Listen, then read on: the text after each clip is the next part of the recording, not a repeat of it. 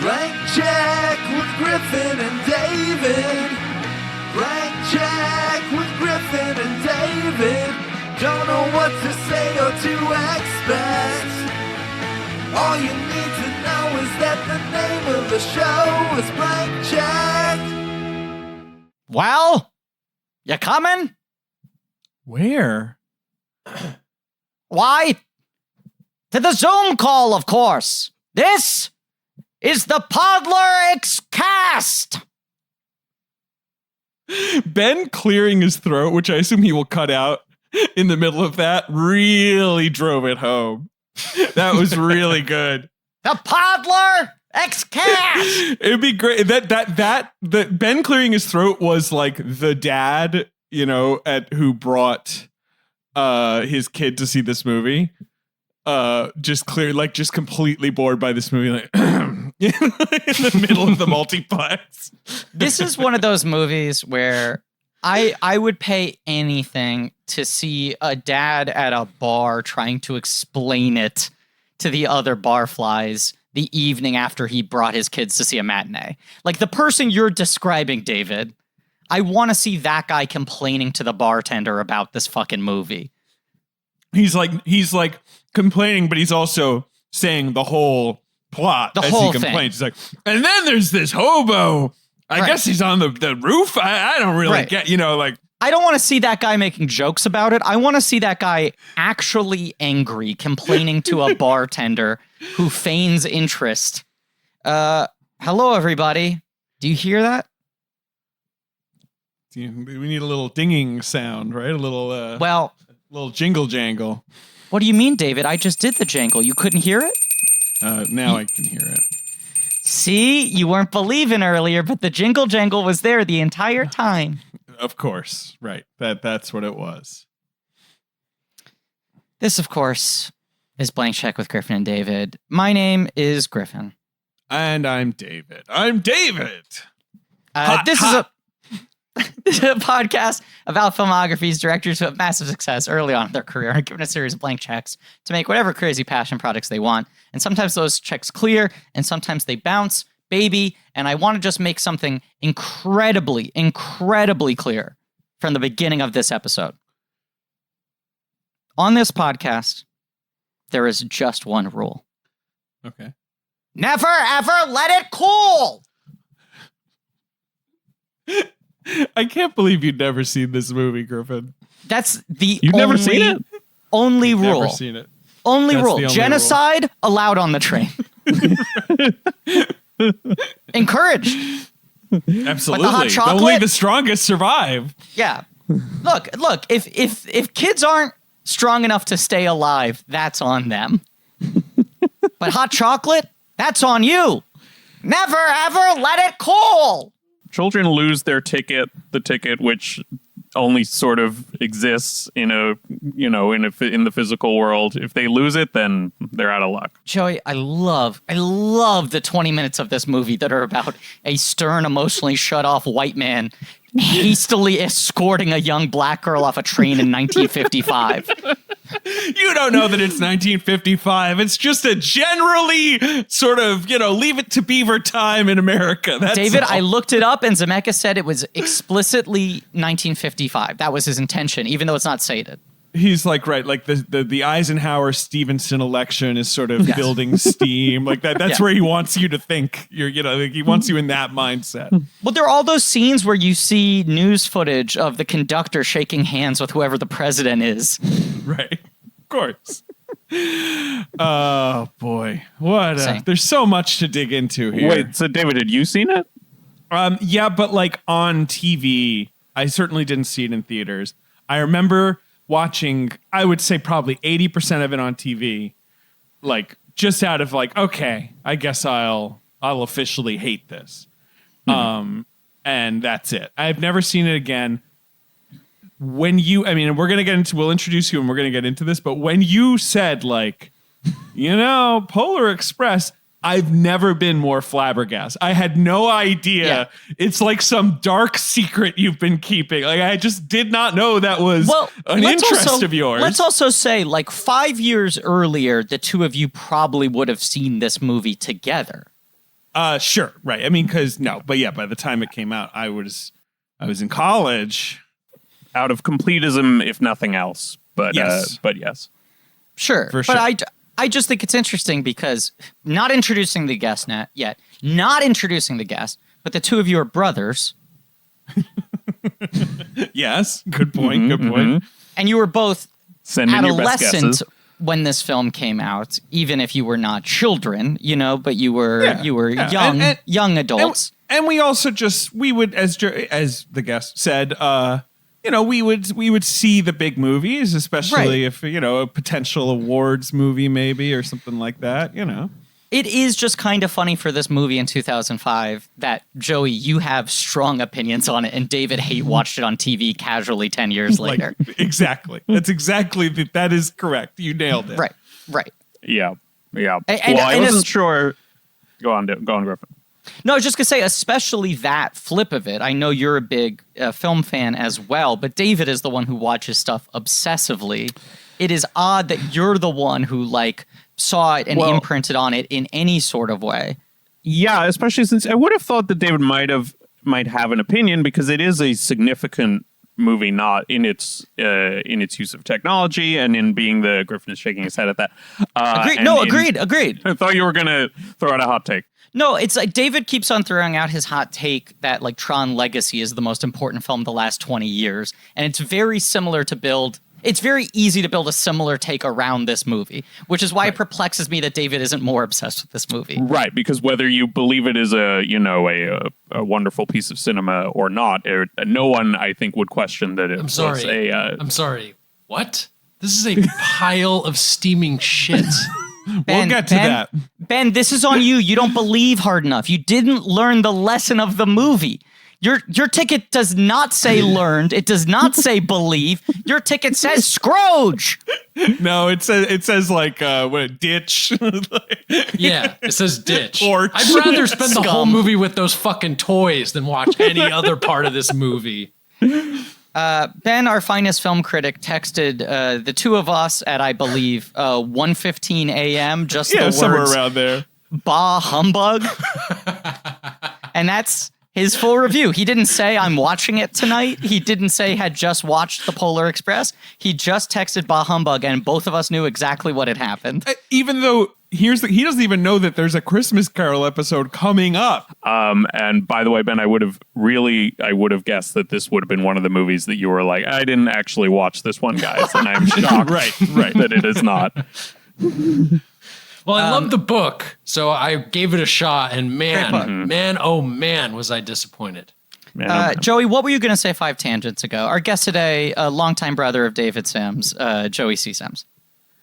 He's here. I was going to say that I thought that David might have seen it for the first time last time because he posted a very brief review on his Letterboxd, although I know that doesn't... You're letterboxing me.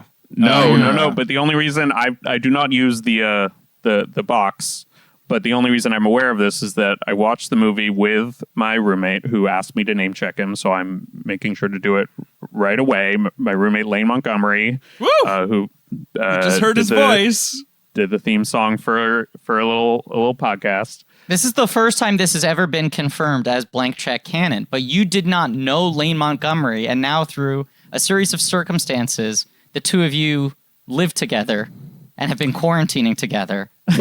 The magic of blank check. He reached out he just saw the listing he saw it on Facebook.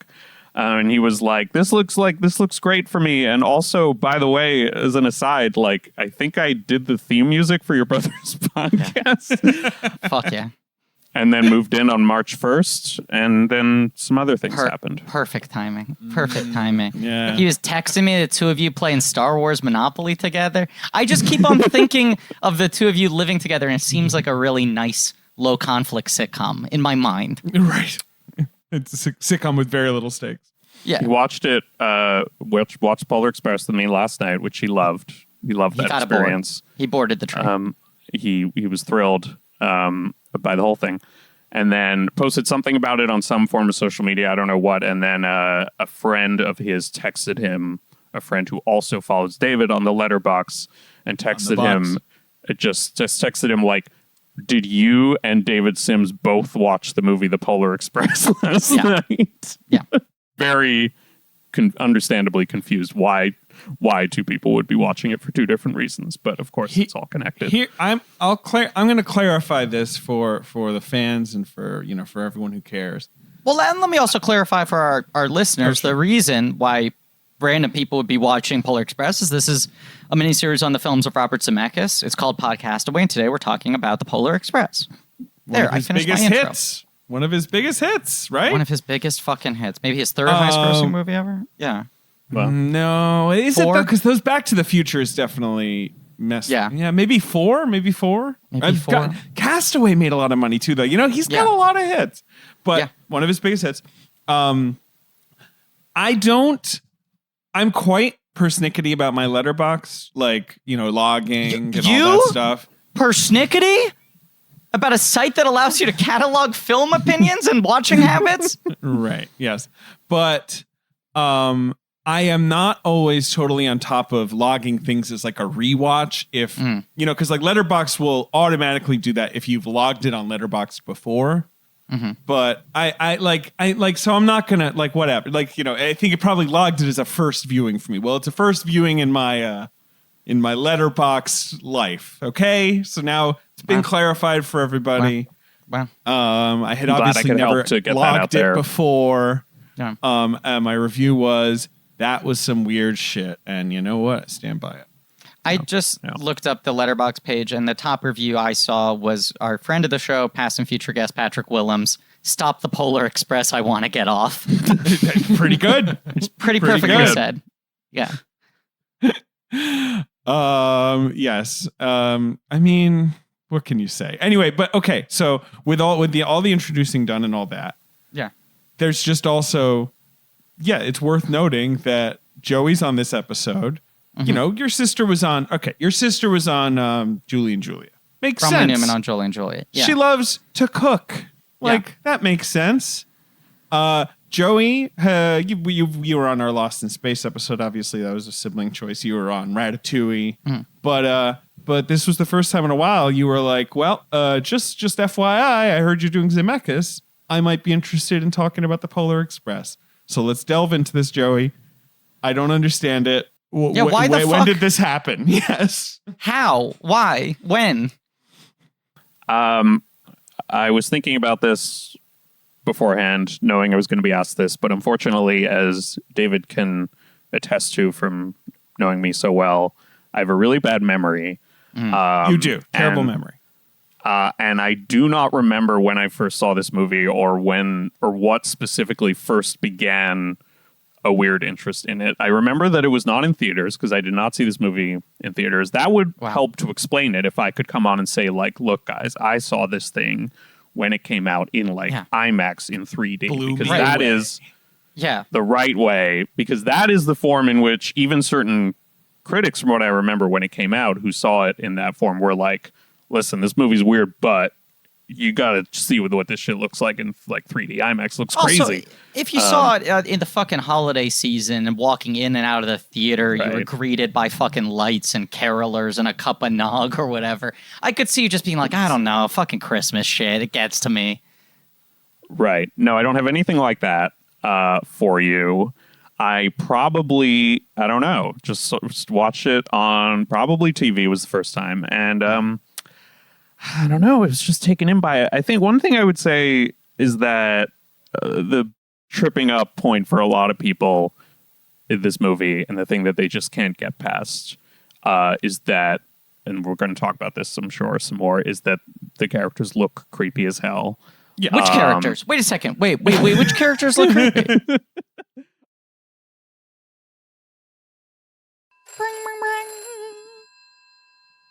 Oh, the phone's ringing. Okay. Picking up the phone. Hello. Who's this now? Oh, I almost didn't see you there. Oh, you've got a monocle. Wait a second. Is this Eustace Tilly again? It's Eustace Tilly back again. I was looking for a butterfly, but who Of course. do I see? Of course. But David Lawrence Sims across my screen. Crazy that you know my middle name, Eustace. Thank you. Of course I do. You are a New York resident, and I, of course, am the world's most famous New Yorker. I know you just like I know the locations of all Two Bros 99-cent pizza joints. Mm-hmm. And you know every like bathroom that you can use in the city, right? Like every Barnes and Noble bathroom or whatever. I cross the street and smack the roof of a taxicab and say, "Good sir, I am walking here." All right, what's up, Eustace? I must admit that happens quite too often because I'm often not looking both ways when I cross the street. Classic jaywalking New Yorker. Well, no, because the monocle is a little fixated on the butterfly. Right, of course. And you are also always in profile, so you're not really turning around. But yeah. Yes, absolutely, yes, right. No, but, I do the things that New Yorkers like doing. Standing exclusively in profile, looking at butterflies with monocles and going to Yankees games. Right, exactly. Go Yankees, sure. So what's up, Eustace? You want to talk about the New Yorker? Well, I've just been thinking a lot lately about why New York is the best, but maybe we should talk about why the New Yorker is the best. You know, obviously it's one of the most influential publications in the world. They have weekly print issues and daily online articles. They cover a full range of topics: politics, news, international affairs, climate change and the environment, popular culture, the arts, fiction, food, humor, and even cartoons, like yourself, Eustace. Yes. Whimsical, laugh out loud, funny characters like myself, Eustace Tilly. And let me tell you, New Yorker stands apart for its commitment to truth and accuracy, quality writing, and compelling reporting and storytelling, both in print and online. Yeah, you got they have plenty of exclusive site-only stories every day, 10 to 15. If you've got a subscription, you can use the apps, you can do the crossword, you can search the online archive, which goes all the way back to 1925. You can even read film reviews. You can, of course. Anthony Lane's been writing there for years. Richard Brody, my colleague at the New York Film Critics Circle. Grown men getting horned up for Elastigirl. Of course. And, got all kinds of great writers there. Emily Nussbaum, Doreen St. Felix, Helen Rosner, Gia Tolentino, all kinds of, people of letters. I've been reading The New Yorker since I was a kid. It's a great publication, and for a limited time, you can get 12 weeks of The New Yorker for just $6. That's a savings of 50%. Plus, listeners of the show will get an exclusive tote bag for free. Go to New York, a tote bag with the New Yorker's logo on it.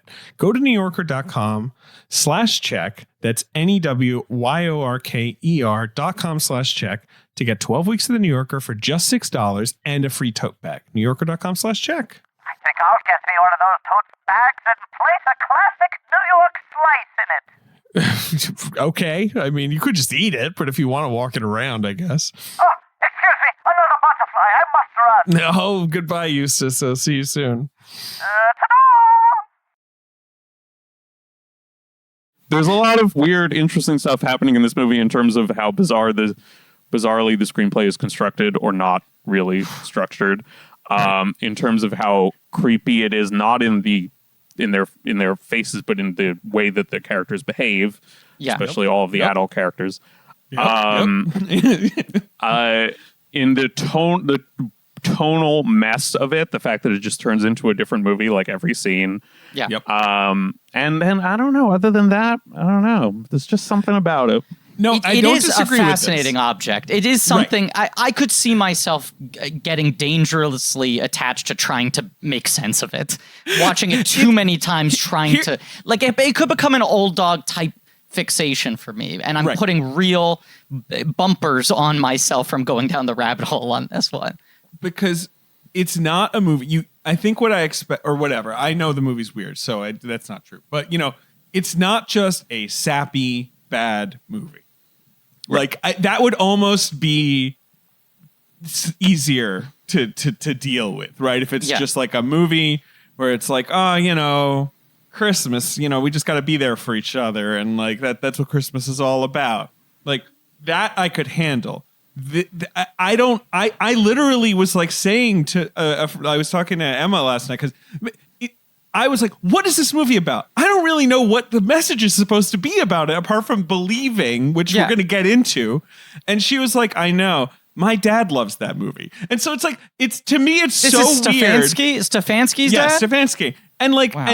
and she is not like, I think she is representative of so many people where like, it's just like, they're like, Polar Express family classic. The train comes, great movie. Go see It's- Santa. yes. What are you It- talking it- about? Like, nothing weird about it. It is weird that it does feel like it's sort of got grandfathered into being a holiday classic on a technicality in certain Right. ways. But I even think that like the year before this is Elf, and perhaps I'm somewhat biased because I think Elf is the best Christmas movie the last 20 years and is the one that my family tends to watch together. A But- good movie. Right, Joey but and I I- saw that movie in theaters. That's a Yeah. movie for me that really grows that I think is great and that like in the way David we talked about in a recent episode movies that like gain a star on Netflix. Elf is like a star from repeated viewing around the holiday season movie. It just fucking Yeah. plays. Right. Gains a star on December Right. or whatever. But Like, I sense like a real people are passionate about that movie. And there's like an adaptability of it of like they did a Broadway musical, they did a fucking stop motion special, they've done children's books of it. Like it feels like there's some potency to the story that works across different interpretations. And this just weirdly the most I ever hear people say is just that boilerplate, like, oh yeah, my dad loves that movie. Or like, I loved that movie when I was a kid. But no one can unpack why this movie has any emotional impact on them. Like, I totally understand you, Joey, being like, we have to look into this thing. Yeah. But I don't understand people just being like, yeah, I don't know, it makes me feel no. good.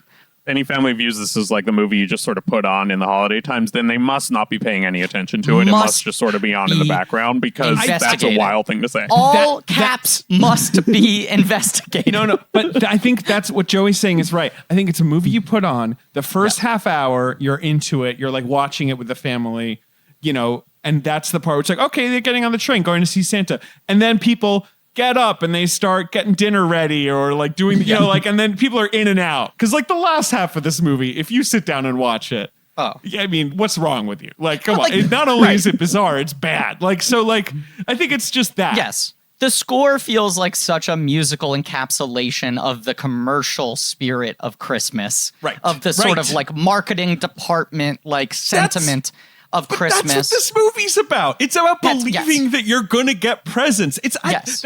like Elf is about, like you say, like that's a movie Yeah. about a nice person who's nice. Yes. And he comes to New York, and New York is a tougher town than he's used to. But like, you know, the spirit of Christmas is embodied in him, and how He makes everyone better. warm-hearted. It's a Yes. Paddington story, and even though it comes into like belief of Christmas and Santa Claus, ostensibly it's about him selling the idea of like brotherhood and caring and compassion during the holiday season. Like it has some other shit it's tapping into. This is just like completely self-reflexive. This movie's like, what's it about? Believing. Believing in what? The belief. But what am I supposed to be believing in? The Polar Express.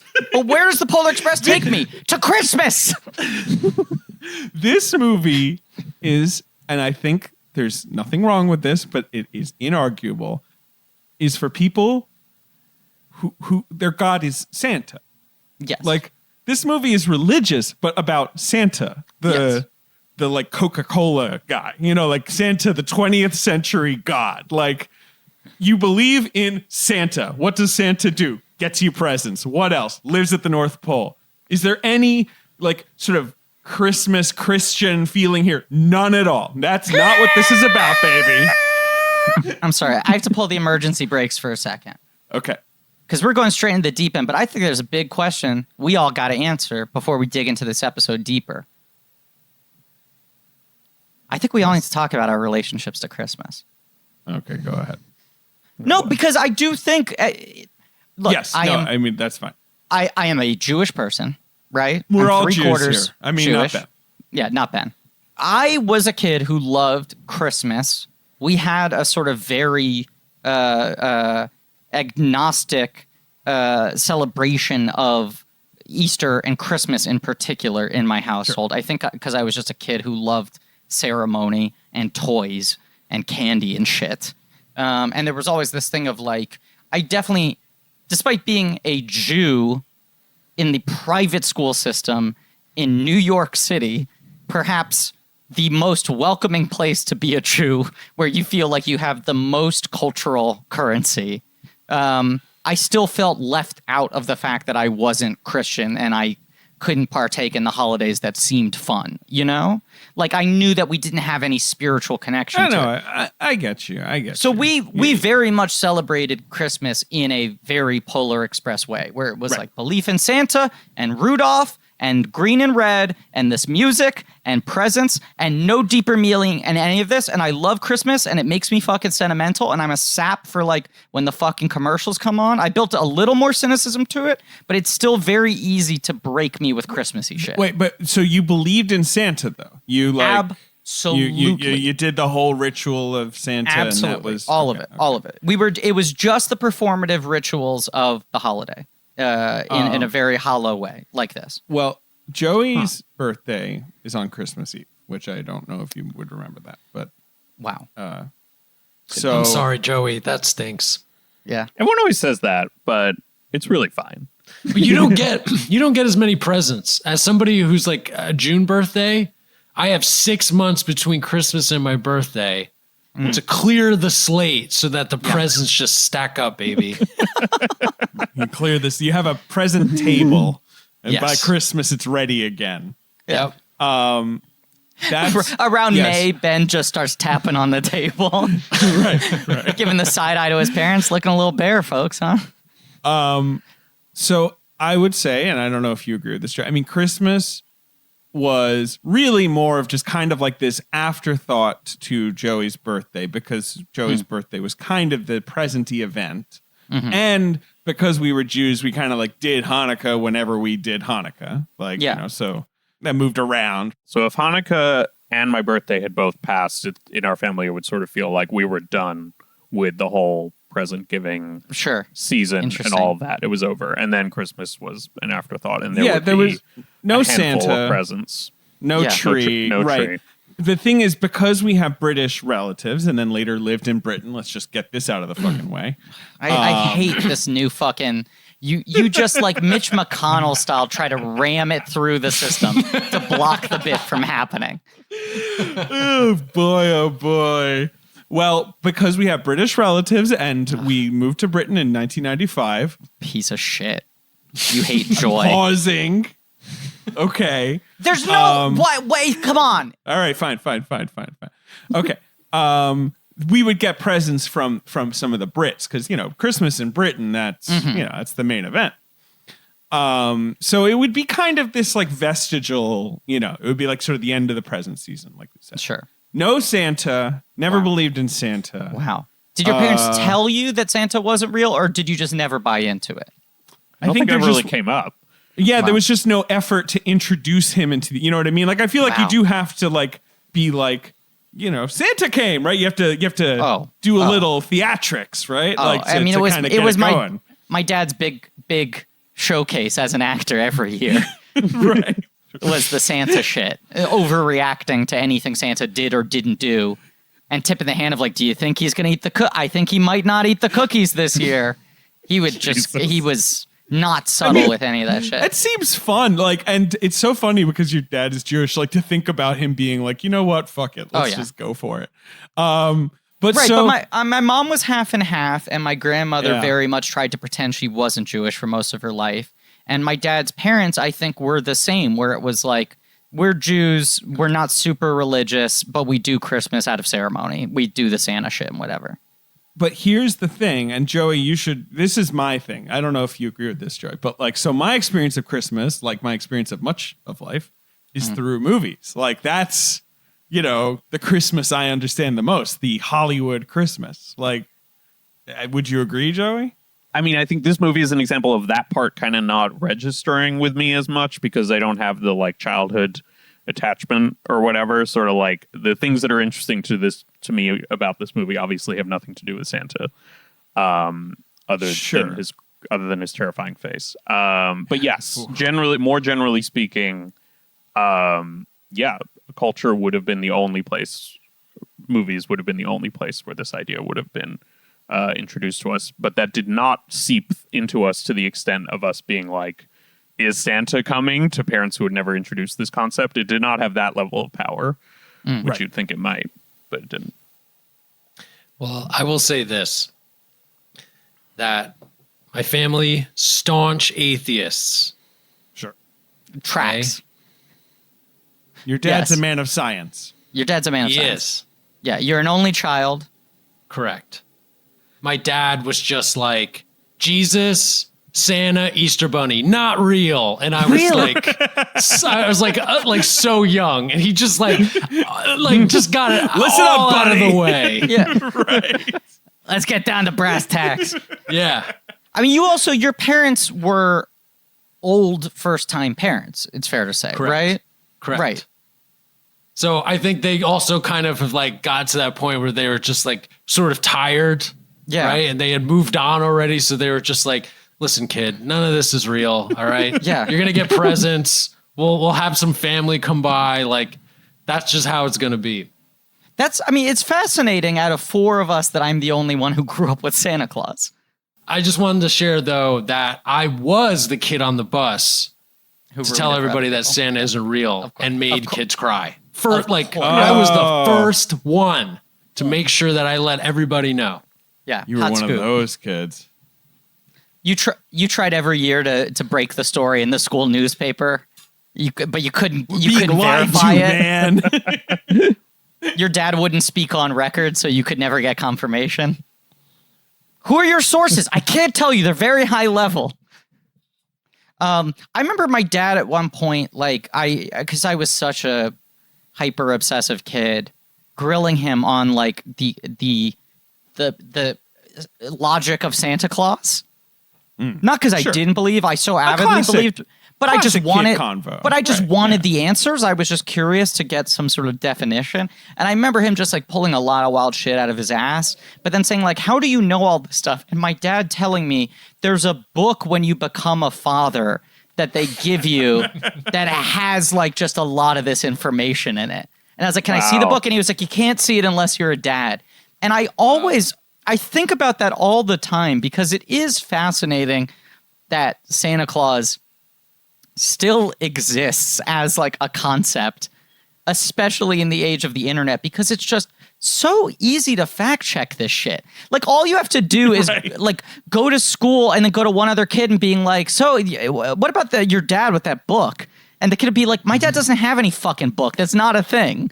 Like every parent is making up their own mythology to fill in the blanks. I remember going over to a kid's house and looking at like a book they had, and in the inscription on the inside, it said like, "Dear Michael, for being a good boy this year, love Santa Claus." And I was like, why does Santa Claus write you fucking notes and he doesn't write me fucking notes? Right. Like, Different approaches. That's Doesn't- destabilizing things. doesn't track from family to family. You know, my parents would be like, the presents that they got us would be wrapped and under the tree in the days leading up to Christmas. And then the surprise presents that Santa showed up with were unwrapped. And I think that was partially for the impact of like waking up seeing things that magically were there, but also because they were just, give us a fucking break. We don't want to wrap all of these. But then you talk to any other families, they're like, no, the Santa presents are the ones that are most wrapped. Right. Those are the fanciest.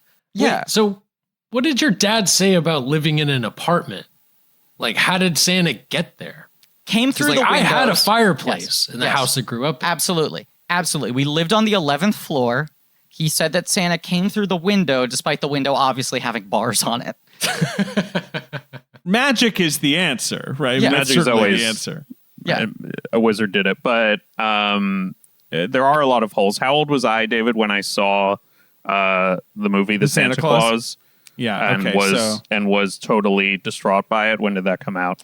This is referenced very often on the podcast, the has impact been that the referenced Santa Claus before? had on you. It's, Oh, yes. I don't know about very often, but I've definitely referenced it. Yes. Yeah, that came out in '94, so you would have been, Joey, like 4 or 5 years old. Right. So I was And, I was that young when I saw it and became so upset by the opening of the movie, which is Santa Claus dying slash being Yes. murdered, or does he kill him accidentally, or He does he just slips. fall Yeah, he slips, falls. but it's because he's he's scared. by Tim Allen? So Right. It's like manslaughter. Tim Right. Allen's going, "Ugh." Yeah, he grunts too loudly, and then Yeah, so although actually, I guess this anecdote actually proves the opposite point that I was trying to make, because I was distraught by the idea of Santa Claus dying, which suggests that I had an attachment to. You had some sort of investment in the idea, at least as a some fictional sort of- character. You felt some fondness. Apparently, or maybe I just sort of felt general human empathy for the fallen. But Yeah. Hey, got to respect the fallen. I mean, but anyway, I got so upset that I had to be taken out of the movie theater, and she eventually took me to the hospital because she thought that something was wrong with me. She didn't take you to the hospital. She took you to the doctor. Like the hospital would have been extreme, right? But yes, you basically just would not stop crying. I believe you, because you were so upset, just sort of eventually she was like, "Does your ear hurt?" And you were like, "Yeah," like I think you just kind of, she was like, "There's got to be, it can't just be this dumb fucking movie. You don't even believe in the guy. It's an actor, for crying out loud, you stupid 4-year-old. You never even see the guy's face. He doesn't have any dialogue. You don't. That's true. You don't. It's just a crazy premise. Anyway, but we're not talking about. It's a non-speaking part. He probably got below SAG minimum. Why are you crying, Joey? But Anyway. so when this movie comes out, Yeah. we're talking 04. October 04. Yes. Right. So I am in college. Right. It's my first year in college. I'm not going to get the boys together. Should be like, come on, guys, let's strap on our 3D glasses and go see fucking Santa Claus. Like, so I guess that was I just missed it. And then it was this sort of mocked movie. So I was I didn't miss anything. Right. My main or only big memory from its cinematic release was that there was a teaser trailer that premiered like a full year before. It was one of those movies that had like a promotional rollout that started like way ahead of time. And I feel like this teaser was possibly attached to some big movie, but I can't remember which, because I feel like I saw it multiple times. And the teaser is just the opening scene of just the polar, not quite the opening, of the train pulling up, and then Tom Hanks being like, "This is the Polar Express," and that's it. Right. And then I feel like it was and that was just out there forever. And it was one of those trailers that came out so early that you're just like, after a while, you're just like, when are you going to fucking release this thing? But yeah, but of course, it took a while to make. I remember seeing that trailer October 03. I want to bring this in to outline the difference between David and I. David saying I would never gather the boys together to go see Polar Express. October 03, a year before this movie comes out, I gather friends to go see Looney Tunes Back in Action at midnight. Sure. And I remember seeing the teaser before this. Me not seeing this movie was an active decision. Like, I was soft protesting this movie. I was like, it looks like dog shit. I hate it. This is fucking creepy. There's no way to adapt that book. Like, all of this seems dumb.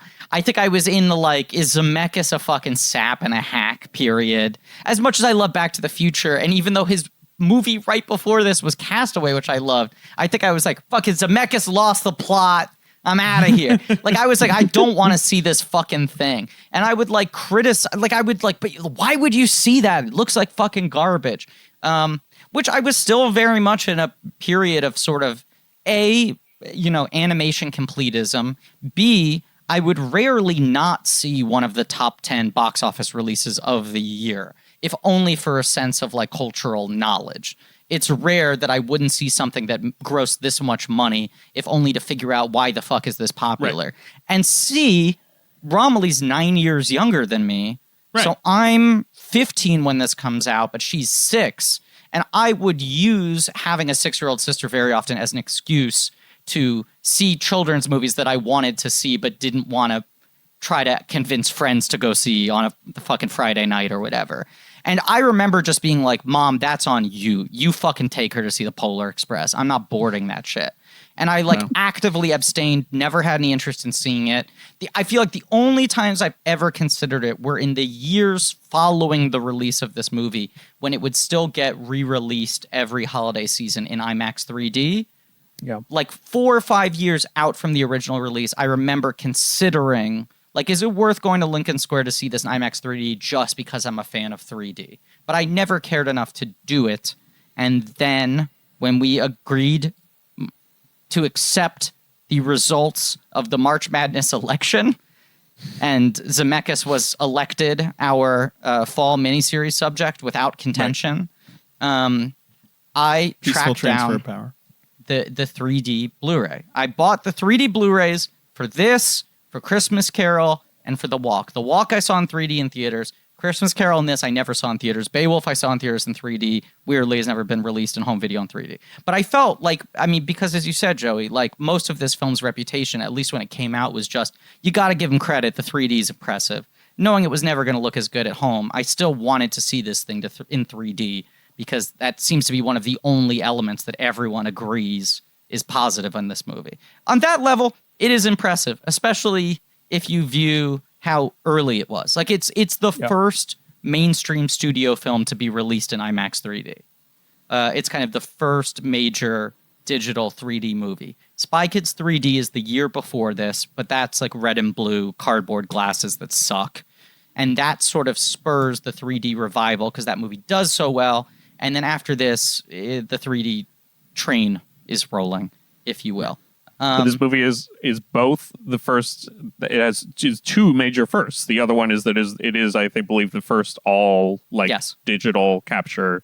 Absolutely. Film. So it is like a pretty historic, huge milestone, movie. And a thing that is now the bedrock of so many of the blockbusters like everything. that totally dominate the market. Yeah, right. But like uncontested status is in the Guinness Book of World Records. It's the first mocap movie. I'll say this too. Not to get into too deep within the first hour of what I assume will be a 5-hour episode, but Jesus. Yeah. there was a We rumor gotta spend circulated. 1 whole hour on hot chocolate. But We anyway, have go to. on. Well, that's what we're building up to, right? That's Act 2 of 5. Hot.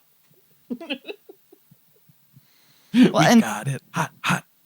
Sorry, go ahead. no, all I want to say is just on this train, there's just one rule: never ever let it cool. There is a sort of there's always been a whisper, I feel, amongst the visual effects community that I saw people circulating on Twitter recently.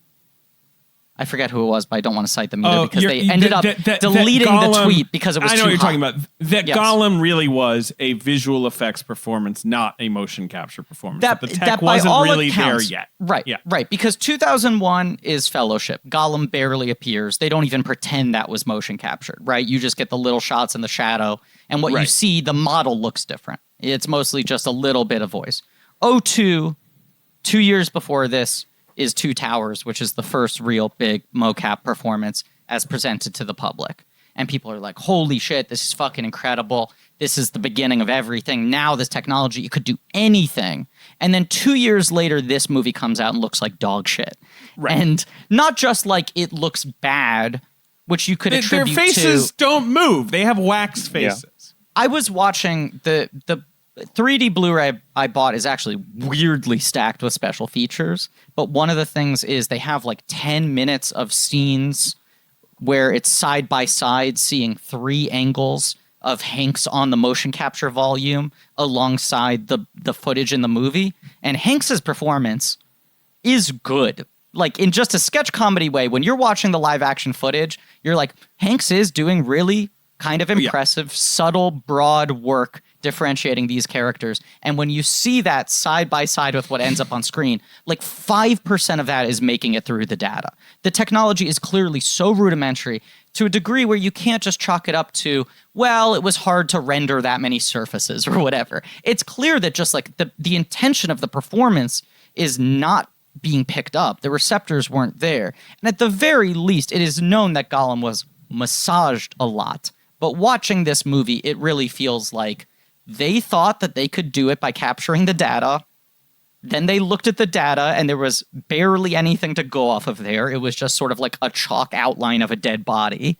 And then they sort of just animated based off the reference footage. I think Gollum is Andy Serkis's performance in the sense that it is people trying to reanimate what he did on the day. But I think there was a lot invested in the idea that they had pulled the technology off. And so they attributed more of it to an automated system than perhaps was accurate. Because watching this movie, it's just impossible to believe that this big a step backwards happened 2 years after that. It's impossible. Is this ILM though? Is it a different company? I think so, but even still. But you remember at the time the narrative was ILM. They did like the Mummy Returns, like they suck. They're being left in the dust, and like Wingnut, the New Zealand guys have figured it out. That would be the argument against this, right? Now, to move on though, because there's something else I want to say. The book. Now, Joey and I didn't read the book, right, Joey? Book means nothing to you, right? No, Right. not at all. Now, Ben, sounds like you read the book. Forky, in my household, big fan of the book.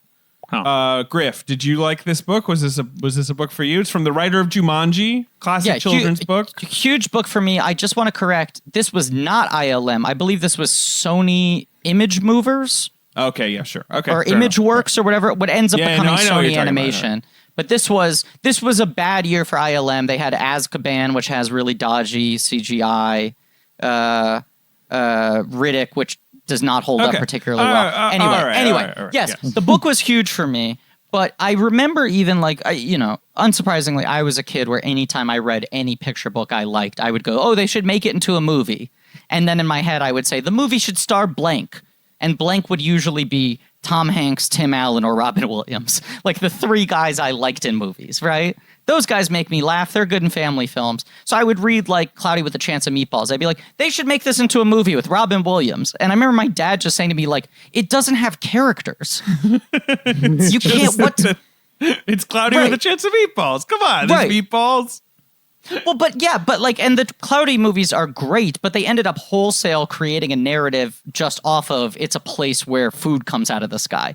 The book doesn't have characters. It's just sort of almost like a travel log of this weird town where the shit happens. And I feel like even as that kid who would want to see these movies, I knew like you can't make a Polar Express movie because the book is really just like, from what I remember, the opening narration that Tom Hanks does. And then it's about him getting whisked away on this train. And it's sort of like the middle section of Where the Wild Things Are, where it's just like images of rumpus happening, and just saying like one or two sentences about what's happening on the train. But there's no incident. There's no conflict. He gets on the train. He goes to the North Pole. They get there very quickly. It's an easy train ride.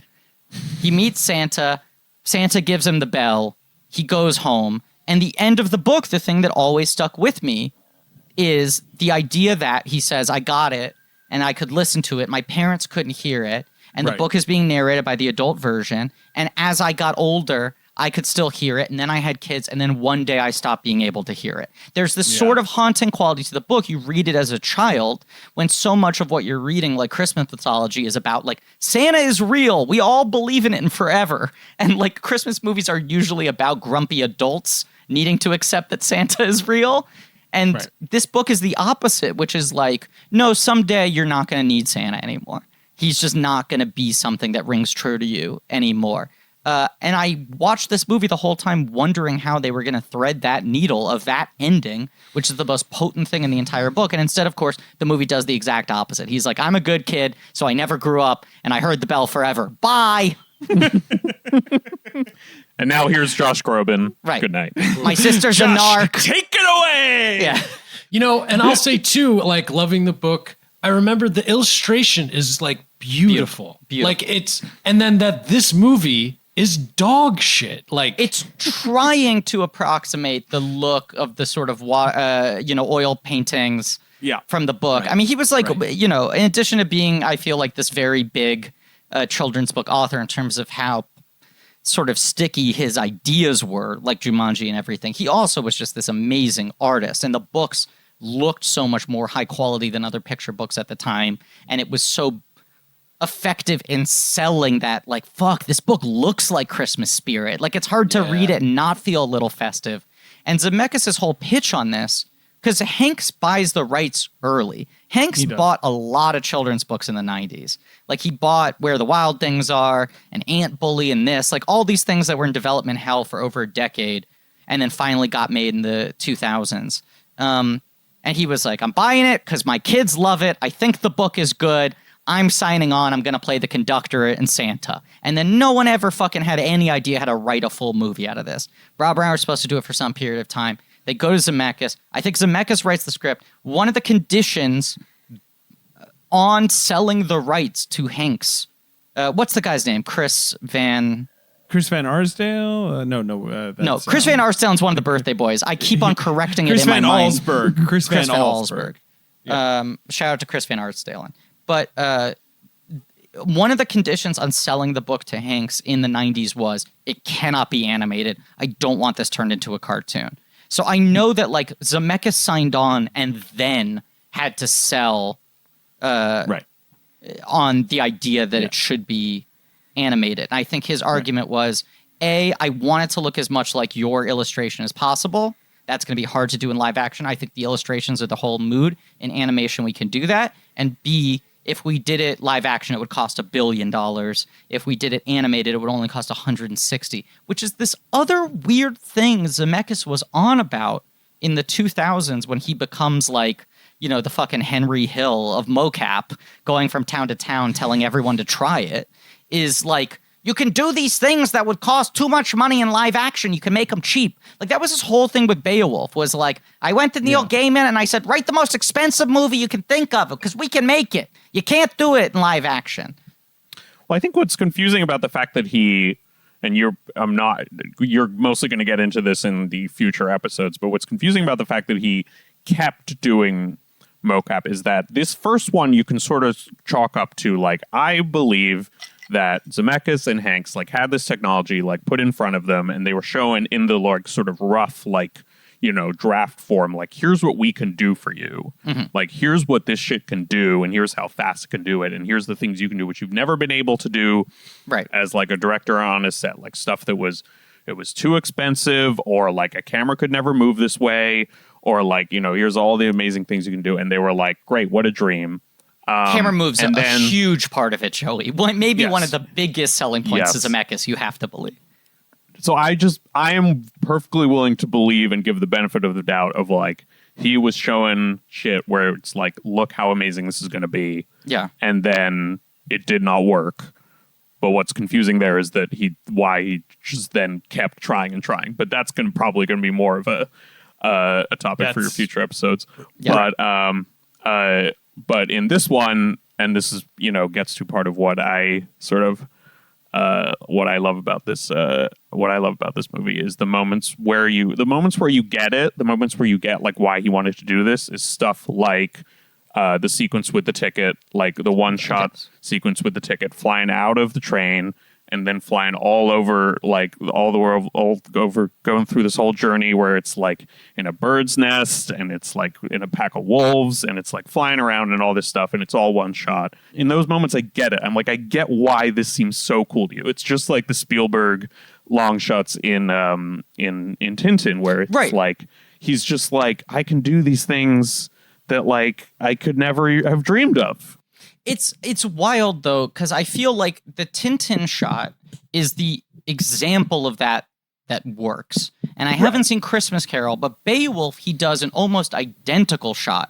I remember like a long overhead shot that I think is from the perspective of like a bird or something that ends up like traversing across land, goes into a tavern. There's like a woman with her hand on her hip. It goes in the crook in between her arm and her waist. Like it goes through a glass. Like he's just doing all this fucking David Fincher keyhole, like panic room shit.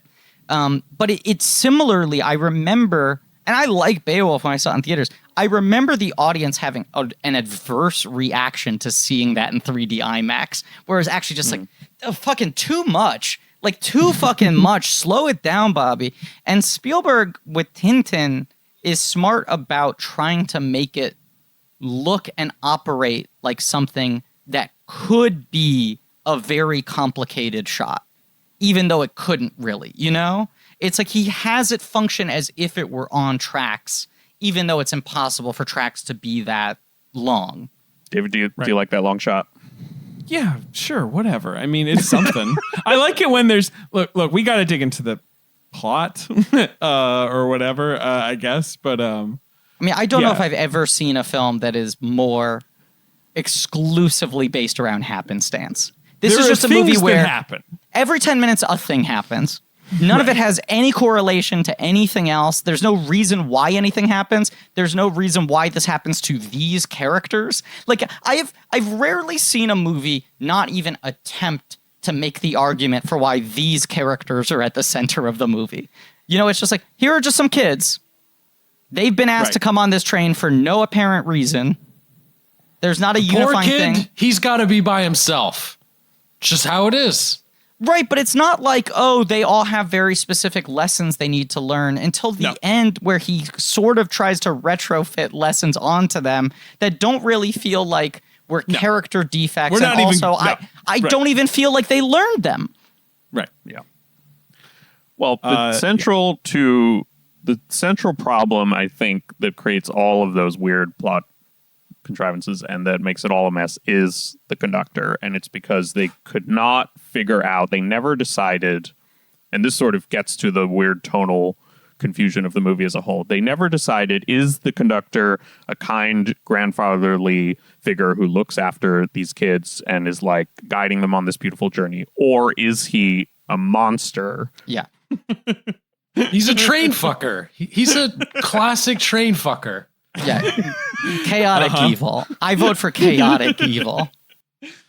I think he's like a trickster god. Like he's like a Loki type. You know what I mean? Like he's a mischief maker. But like I was watching this behind the scenes side by side footage and like to answer that very question, Joey, like what was Hanks's intention in this performance? Is there something that's just not coming across? And watching it, it's like, no, he was trying to be brisk. He was trying to play this weird sort of emotionally distant, like sort of like blunt, sort of authority figure. But when you filter that through very rudimentary technology that also makes him a lifeless robot, so there's not even any sort of comedy to him playing like a grump, you know? It's just sort of like he really does feel like some malicious force. He feels he's mean. He's mean to the kids, constantly yelling at them. The rules of his train are all over the place and make no sense. I'm sorry, there's just one rule. It's never really cool, but go on.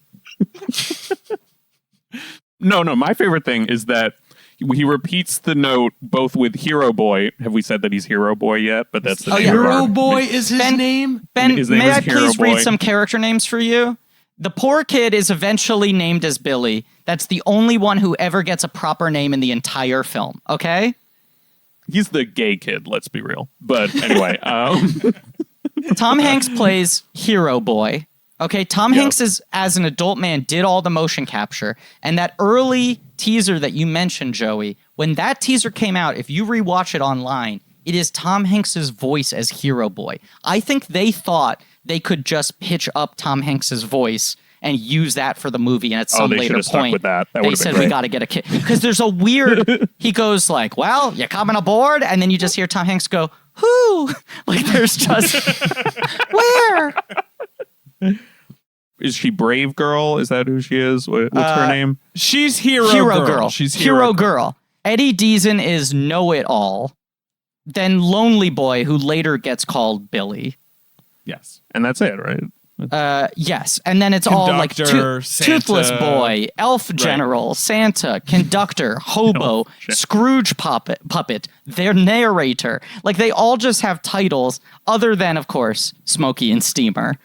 The two haphazard. We'll get to that train engineers. Dynamic duo. But I think the other thing I need to say about the conductor is that he repeats the same mistake twice in a row, despite the fact that apparently his whole job in the world is running the Polar Express, which is that both with the Hero Boy and then again with the Sad Boy, when they are initially like disturbed by this train that is materialized out of nowhere and like don't know what to do because they're children and they're like, is this real? What should I have? What should I get on?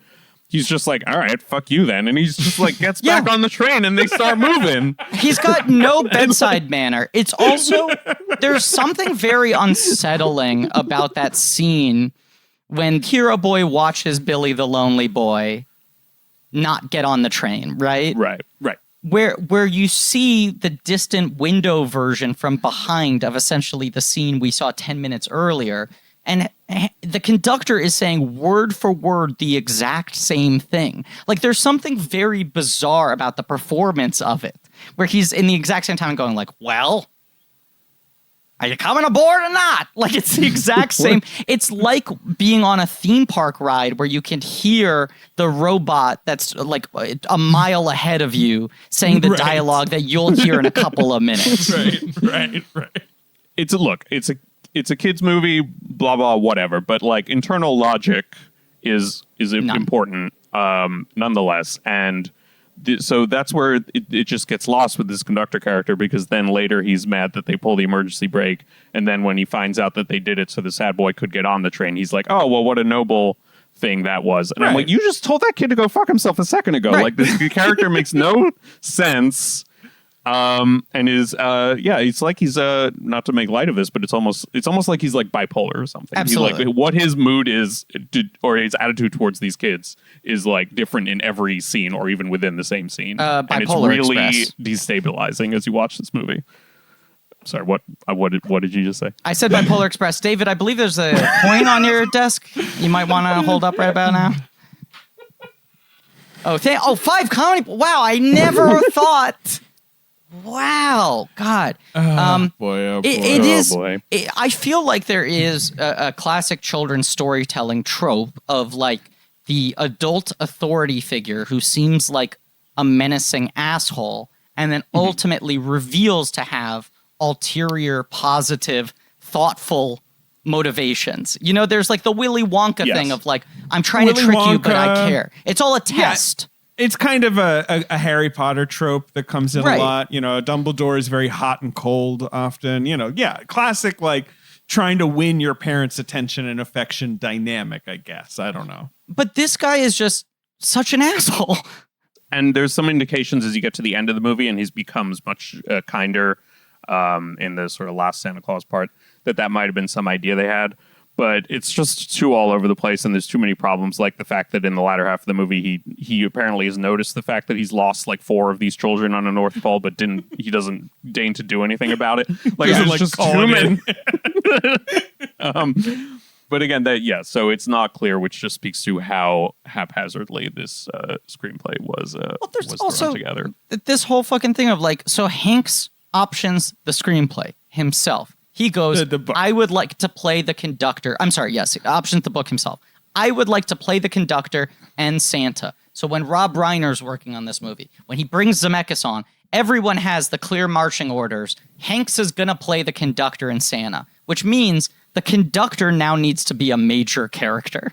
Which, I mean, who the fuck is the conductor? Who gives a shit?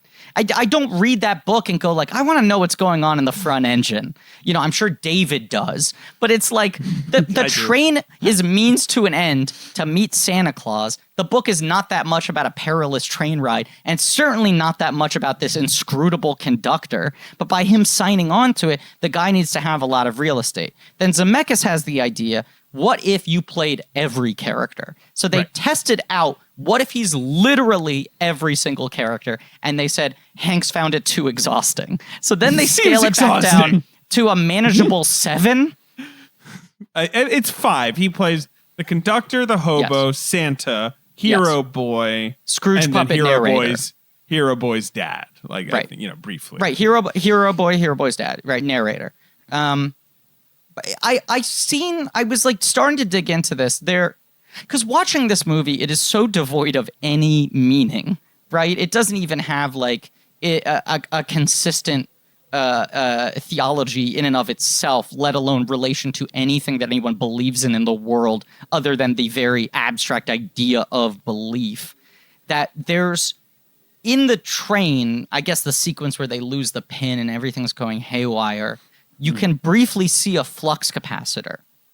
Combined with the fact that this movie is set in 1955, the year that Marty goes back to, there is an online rabbit hole of people who believe that the conductor is the grown-up version of the Hero Boy. Fuck this. David, here's the thing. I don't buy this for a second, but I think it is so telling that in a way that's not like, you know, oh, people want to read that fucking Andy's mom is Jesse's owner from Toy Story 2, Right, which is right. just like there's no evidence of that there. People just like the idea of having a clever take. This movie almost needs you to come up with some fucking unifying Right. thread. Like there's desperation of like, I don't know, I guess, okay, so the director makes a reference to his own movie. That explains why it's time travel. That explains the conductor's behavior. Yeah, you know he's nice because it's himself. But none of I that's get it, supported I by get the it. movie. The more likely explanation, the only way that you can try to make sense of why this movie is just strings together a series of incidents that have no relation to one another, and it's so totally weird and all of that, is that it feels like what Zemeckis was more interested in was like what he could pull off visually, and that they weren't that concerned concerned with the screenplay. Yeah, I would believe that. But it is then interesting. I guess they just sort of like, it's just events. They just sketch it out. I was like, so the train will arrive. That's an event. Hot chocolate. That's an event. The ticket. That's right. Like, they're just like, it'll just be all The set pin. pieces where we get to do crazy things with the camera. And it's all wonder. It'll be all wonder for the kids. They'll never have seen anything like it. It's spectacle. It's Christmas. Right? Like that's how you do this. Right. What weirdos like me who are into this movie are left with is that you have like a musical. You throw in a musical number. So they're like, what can happen next? Like, all right, a musical number. What's it going to be? It's going to be about hot chocolate. Like, I don't know. And a bunch of waiters come out and they create floating tables and they do flips and they serve hot chocolate. And Tom Hanks sings and says the word chocolate really weird. And because it's not like a visual like wonder in the way that they had intended or hoped, it's instead just it's very unsettling, and it's just I don't know how to It's describe it. transfixing. You're clearly into it. I mean, you sent us an extended YouTube version of this song saying we had to listen to it. I everyone refused, listen? by the way. Oh, did you watch the other video though, Ben? No. All right, you should watch that video. Yeah. But anyway, we'll get to that. Yeah, so then it's just right. So it's instant. So the musical number is one example, and then there's the whole crazy ticket sequence, and then you have the hobo, which is just God knows what the hell is. Boy, there's a whole lot going on with the hobo. You speak to another like. Who is the conductor? Why does he make the choices he does? What are the rules of this train?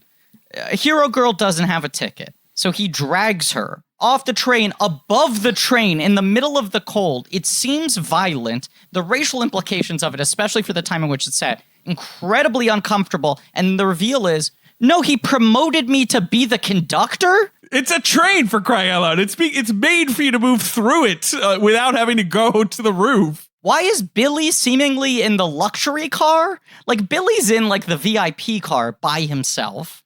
Right. For Which a is good weird. chunk of the movie. All of it is so strange. It's also just, like... No character in this movie has any interiority, right? No character in this has any... They don't have exteriority. They don't have facial expressions. Forget interiority. Got a creepy hobo who lives on top of the train has appeared. So okay, like if the point of this, if the whole like message of this movie has been like you got to believe, like this kid just needs to believe. Everyone's telling him you just got to have faith. Then like you're gonna have this hobo figure come along and like maybe be the devil on his shoulder, maybe be more like, no kid, like trust your instincts. It's all a lie. It's all, but that isn't really what he does. No, the hobo's super magical. Go ahead. What does he represent? Please. The hobo is the key to everything. Okay, so this is another online rabbit hole I went down that some people theorize that the hobo is supposed to represent the Holy Ghost in a way that I presume is Santa Claus is the father and the conductor's the son, or Hero Boy's the son. Maybe Hero Boy's the son. Yeah, I don't know. But it does feel like you watch this movie and you're like, there has to be some codex that deciphers at least what their intentions were. Like the whole time I'm watching, I was like, what does this feel like? Oh, it feels like watching some weird propaganda recruitment film for a cult. And they just keep on using this buzzwords or this language. And I'm like, this is all like circular. What's the thing that unlocks it for me of what they're actually saying?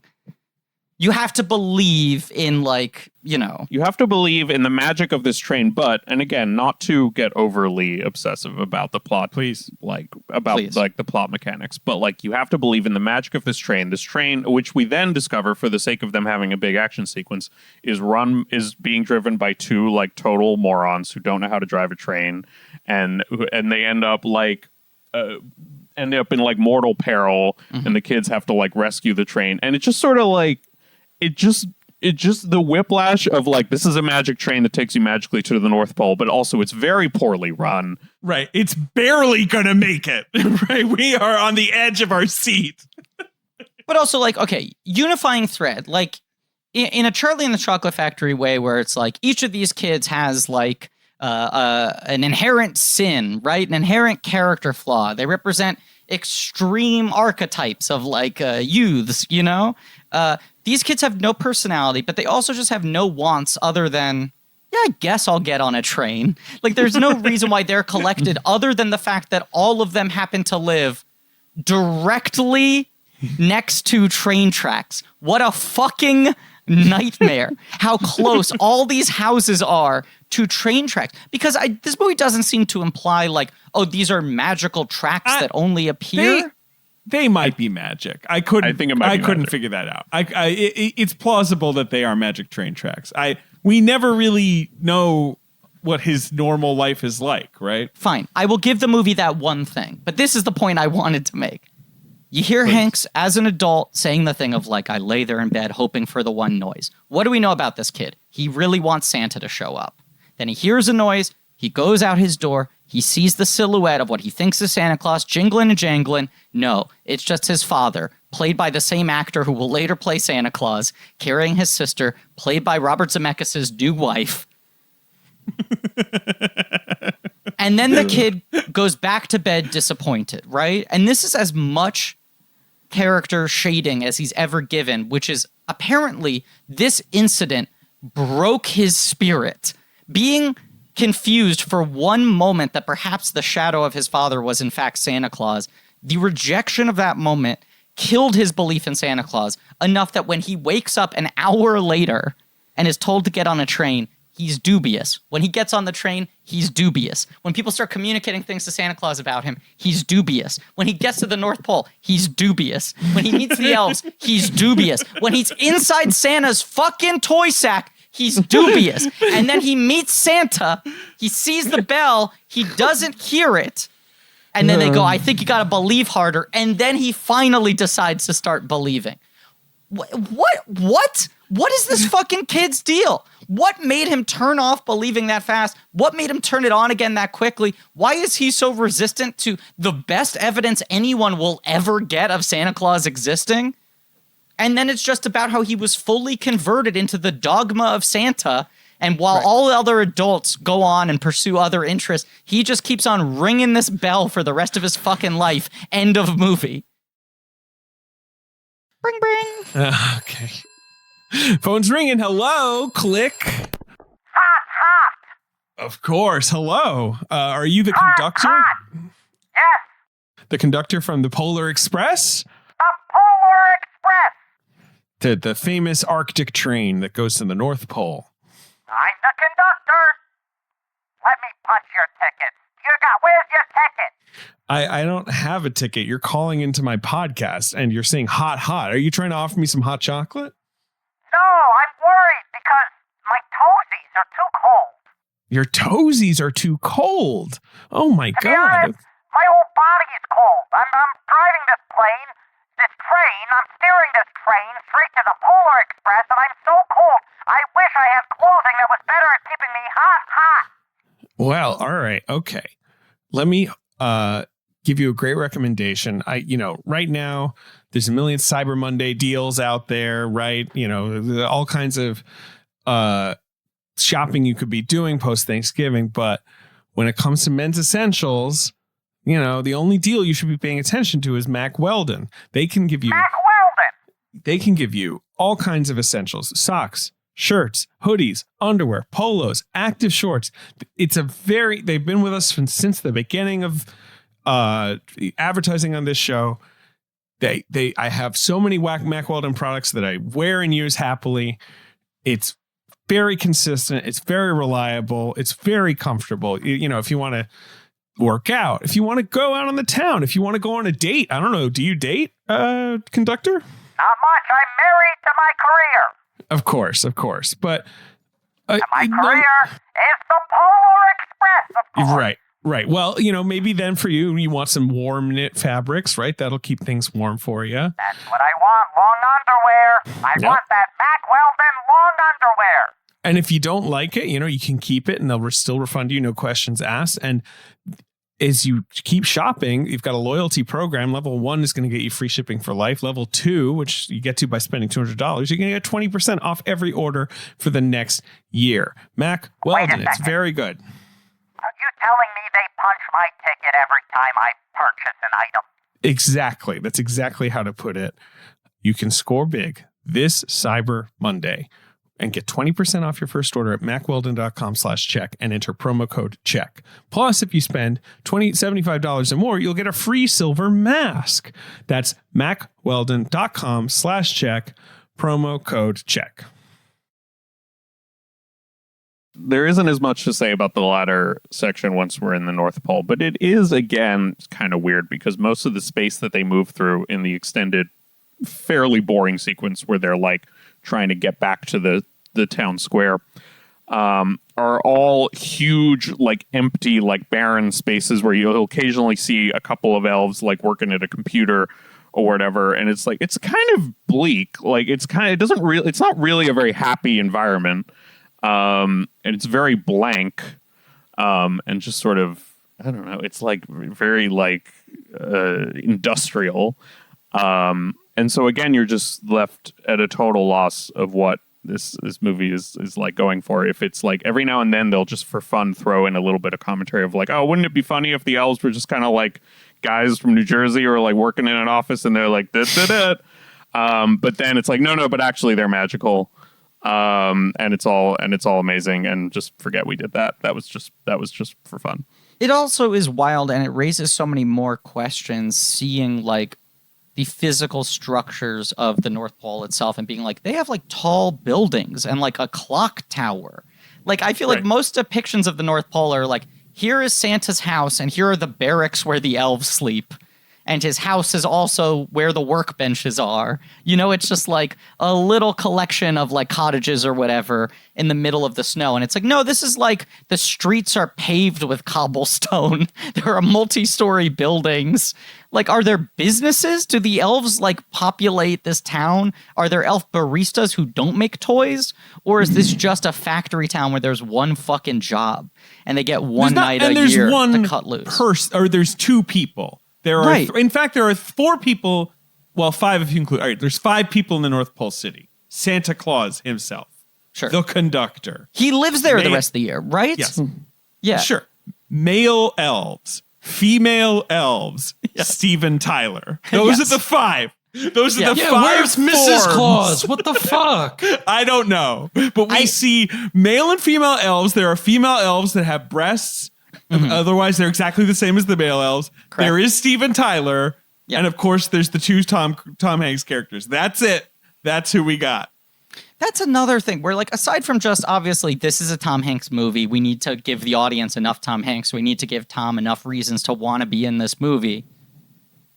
Most children's stories, in particular, where roles are double cast, it has some sort of thematic meaning, like the classic Peter Pan thing of like having the same actor play Captain Hook, you know, or you know the Wizard of Oz thing of like mirroring the guys at the farm to the Tin Man and the Cowardly Lion and the Scarecrow, whatever. Yes. This is just like the relationship between the hobo, the conductor, Santa Claus, and the boy's dad is very odd, especially because they all are different digital renders of Tom Hanks. Especially because they all recognizably sound like Hanks and look like Hanks. They're just, the sliders are adjusted a little bit. just another way in which the movie feels like sort of an early version of them with this technology, like trying out some things. And one of the things that they thought would be cool and crazy is like, what if Tom Hanks played all these characters? We'll make them look different so it'll work. And then they were like, well, we're never not doing that again. Well, except then they do with Jim Carrey, but I've never seen that and I haven't seen that either, but that tracks for me conceptually of like, oh, get the same actor to play Scrooge and play the three ghosts. Like that works that makes more sense. In a way. Right, because it's like he's confronting aspects of himself. This makes a little less sense unless, as you say, Griffin, you just kind of try and go bananas deep with it where you're like, this is clearly about Jesus. You know, like there has to be something going on. This is a Back to the Future allegory. I don't know. Like you're just like you're just desperately figuring it out. Or you could try to make it like, well, but Tom Hanks plays his dad, so is he like seeing his dad and all these people? Except you barely see the dad, so that's that idea problem. wouldn't register. Like if there was anything with the fucking dad at the beginning other than him killing his son's spirits by merely walking through a door, then maybe there'd be some meat on the bone there. But as it is, you're like, if it's all just reflections of this kid's perception of his dad, there's not enough grounding to go off of there. Are they all supposed to be different depictions of God? You understand running to that as a theory because you need something to hold on to. Are they all reflections of the boy? I mean, it's... Joey, do you have a grand unified theory, or are you more just fascinated with this as a strange... Chaos reigns. Yeah, right. Yeah, just like a weird thing. I'm fascinated in the sense that like I can't make any argument for the order and arrangement in which these individual sequences come one after the other, but every single one of them individually I love. Like I love watching like the weird musical number. I love watching that long ticket shot and that whole like ticket like sequence, even though it doesn't make any sense. The really fancy camera work in the train sequence where they have to like turn the train around on the ice and then they have to outrun the water. I think inarguably the best sequence in the movie. The lake sequence is really cool. I love that. That was fun. I think it also helps that it's the sequence least dependent on human characters. Humans, exactly. That's why it's cool. Yes. And it's just a weird idea, and it's something you could never do in a live action movie. But carry on, Jeff. Finish your thought. That's basically it. And going back to the link that you had mentioned that I'd sent to you guys, I had one thing that I had a memory of there being more of, which in fact when we watched it, I realized that there's actually fairly little of this, was a ton of physical humor with the two train drivers, one of whom is played by character actor Michael Jeter, and then I don't remember who plays the other one. No, he plays both. He plays both of them. Yes. But then weirdly, someone else is credited with the voices. I was trying to parse this because there's pretty much 4 people credited for each character. I think because of doubles who needed to be doing mocap off of Hanks when he was playing one character. The children were largely redubbed from the adult actors who played them.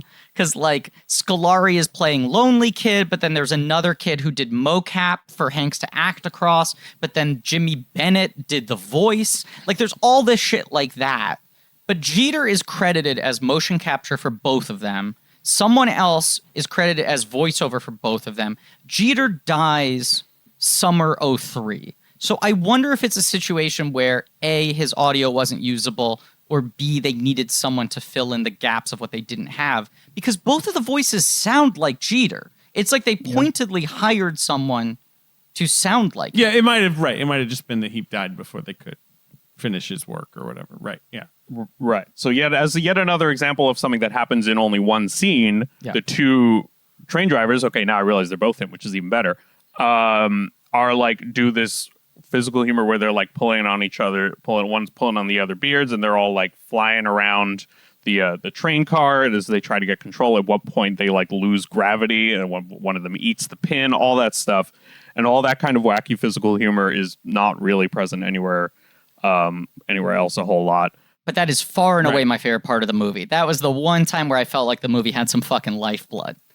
It's super fun, and I feel like as much as it's a brief thing, who knows how much work Michael Jeter actually put into this thing, it feels like a moment, or one of the rare moments where you can actually sort of feel like what the performer like really brought to this in a way that actually does come through in the technology. Because as you will have seen in the link that I sent to you guys, the video, which I'm sure you will have post to talk about it. Along with this, Michael Jeter was an incredible physical performer who one of the all-time great his, physical comedians. Yeah, who could move his body around in insane ways, kind of like Bill Irwin-esque.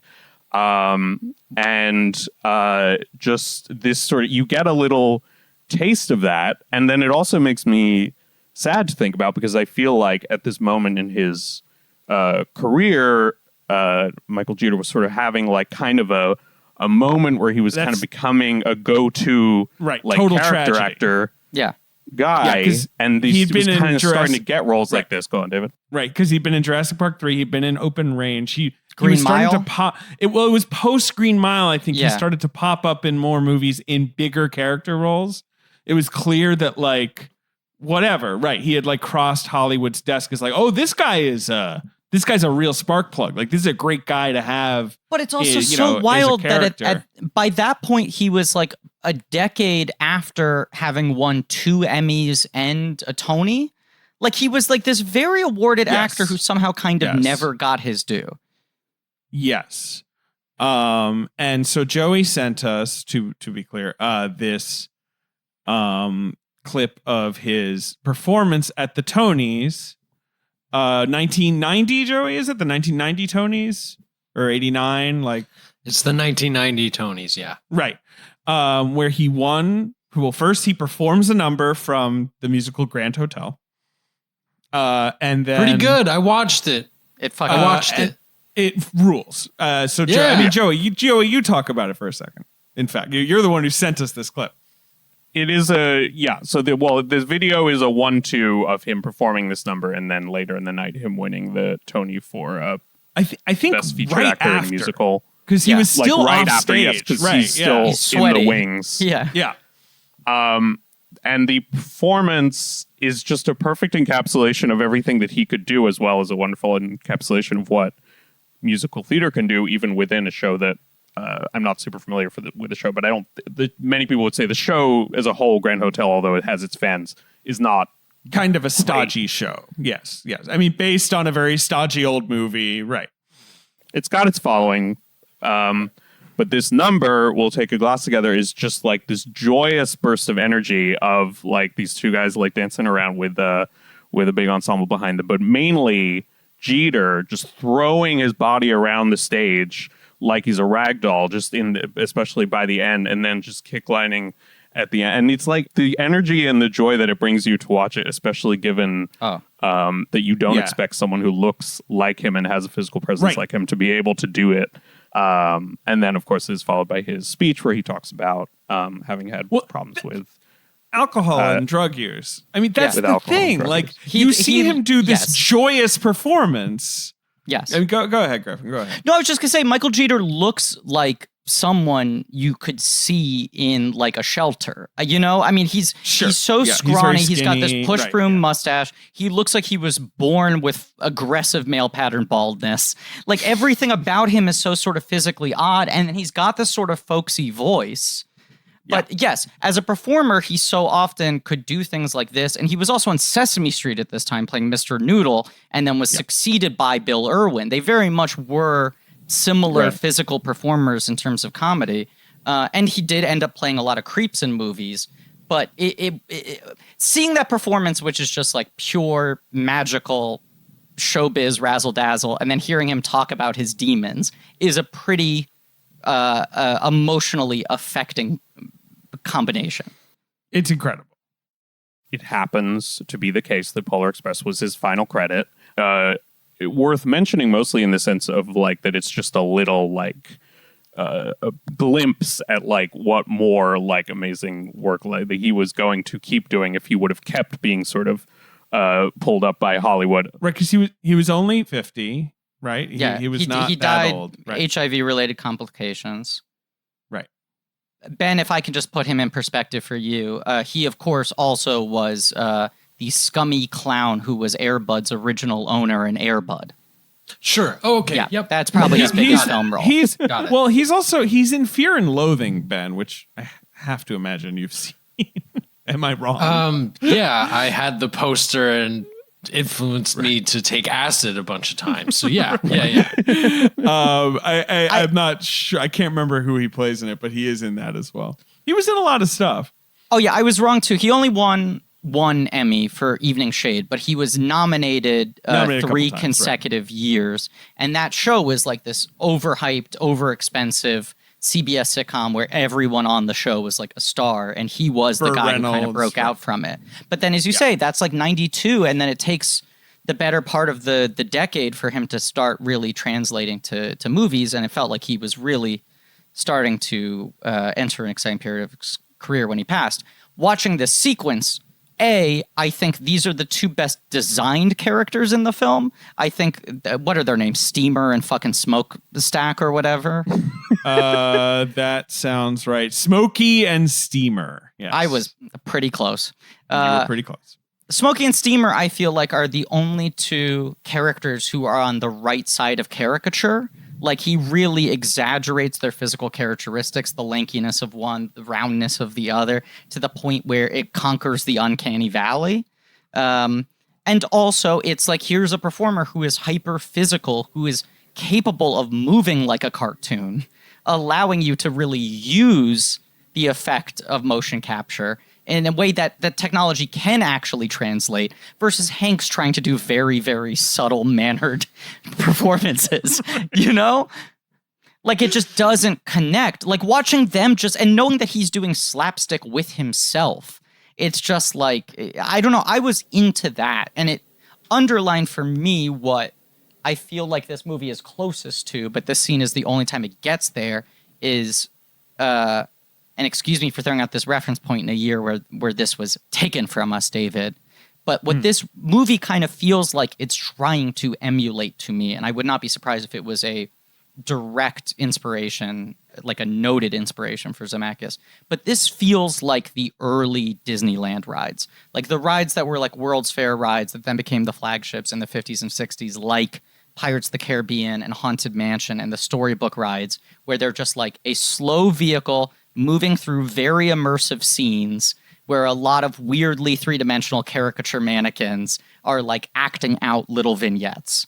And there's like sort of a story, but not really. You're just getting glimpses of like different set pieces, but it has that sort of old-timey vibe to it and a similar kind of spirit to it. And those 2 characters feel like they're on the right side of like the best sort of comical pirates in the Pirates of the Caribbean ride, which fucking rules. But then the second, they get to the fucking North Pole, I'm like more bored than I've ever been. Like, that's my peak enjoyment at the movie, and then it falls off a cliff. Yes. He has no take on the elves. He's nothing funny he's doing with that. It's not like there's no, like, what's the name of the guy who played all the Oompa Loompas? Deep Roy. Deep Roy. We stand right. There's no like Deep Roy type like idea where they're like, what if we did this? Like, they're just I don't know, they're small and they look weird. There's Charles Fleischer as the one like curmudgeonly lead elf. Charles Fleischer, who's a legendary stand-up in the voice of Roger Rabbit, is the one who's like, come on, we got to get these kids moving. The one who's like, right. Yeah. He's like watching the kid on TV or whatever. Right. But I hate all that shit. I hate that shit. Yeah. Yeah. And the elves suck. Enough with this, like, he has this army of creeps. I hate this shit. And again, like, it's fine when it's like Will Ferrell, because then the joke is, isn't this whole elf thing weird? Right. That then he's making it the joke. But like, they're creepy and like, I can't stop asking questions PlayStations? about like, the, what do they autonomy of the elves, too. Like, when yeah, elves are introduced in a weird. movie like this, I'm like, do they have their freedom? Is this indentured servitude? Where do they come from? Right. Yeah, it's all upsetting.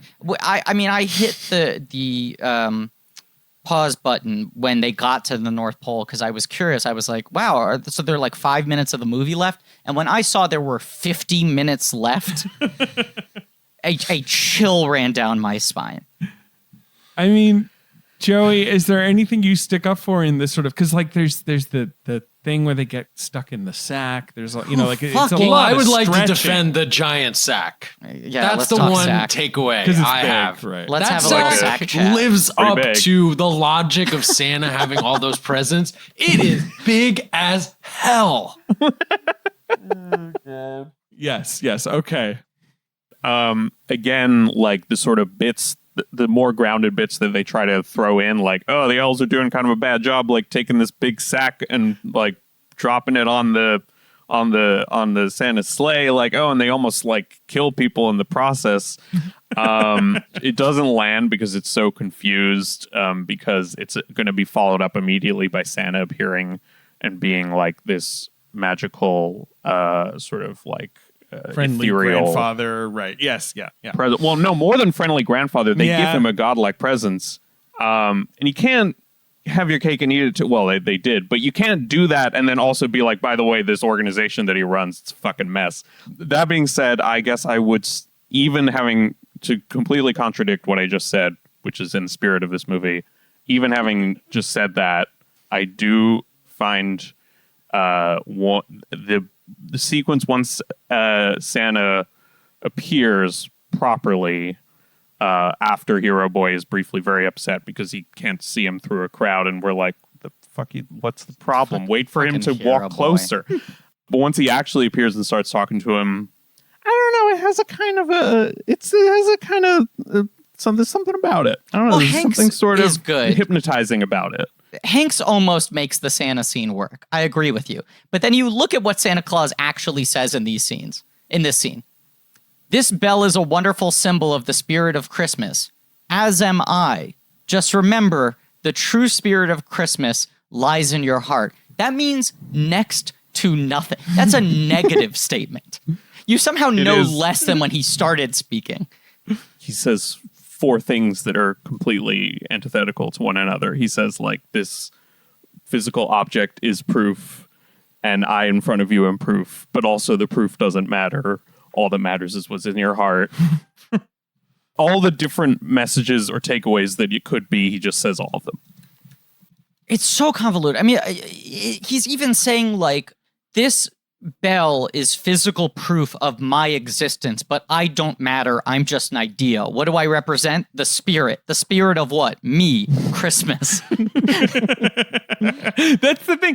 I kept saying, because I would say it to Forky, I would say it to Emma, like, who I was sort of like, yeah, like having, like, talking about her dad's life. I'm like, what does this movie think Christmas is? Yeah. Like, I like, it's not about being good to your fellow man, or like the spirit of giving or anything like that. It's just like, you'll get a present. Is that what it is? It's bizarre that it extrapolates nothing else from Christmas other than getting presents. And like the arc of Billy, the lonely kid, is he lives on the wrong part of town.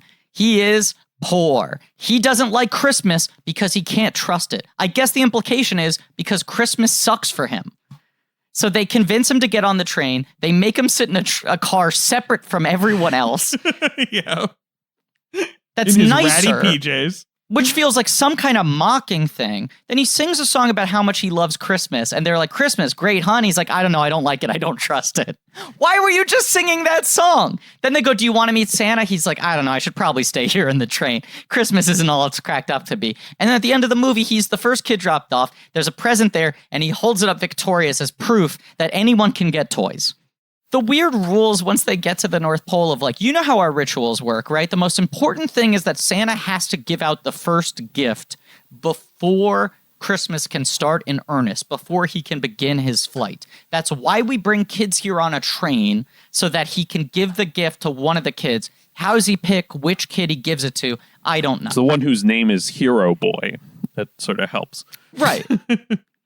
Then the kids are so over-eager that they decide to break into Santa's lair to rummage through his sack themselves, which then leads to Christmas almost getting fucked up. That's and then they experience man. no repercussions. It's Cole-worthy. Some Cole-worthy shit. Can I read this quote from Manola Dargis's review, which I remember at the time because I feel like she was pretty new at that point in 2004. At the Times, certainly. Yeah. At the Times, yeah. The headline is, Do you hear sleigh bells? Nah, just Tom Hanks and some train. Which is great. But this is the chunk that has been burned in my brain forever. I just remember my dad being like, you gotta read this Polar Express review. She just folded this movie like laundry. She bodied them. He wasn't using those terms, but it was just like, this is savage, right? The line is, here we go. Tots surely won't recognize that Santa's big entrance in front of the throngs of frenzied elves and awestruck children directly invokes, however unconsciously, one of Hitler's Nuremberg rally entrances in Leni Riefenstahl's Triumph of the Will. But their parents may marvel that when Santa's big red sack of toys is hoisted from Factory 4 to sleigh, it resembles nothing so much as an airborne scrotum. That's... I remember the Leni Riefenstahl writing. Yes. Right. I remember that because yes, the arrival of Santa is like fucking Saruman or something. It's bizarre. Yes. You know, like the shadow that he casts and all that. Like, and or it's like Immortan Joe. Like, you know, it's like, do not grow addicted to presents. Like, and all the elves are like, I give you the gift of eggnog, and then he flips the switch and the eggnog pours onto them. They're holding up their buckets. It's just so weird.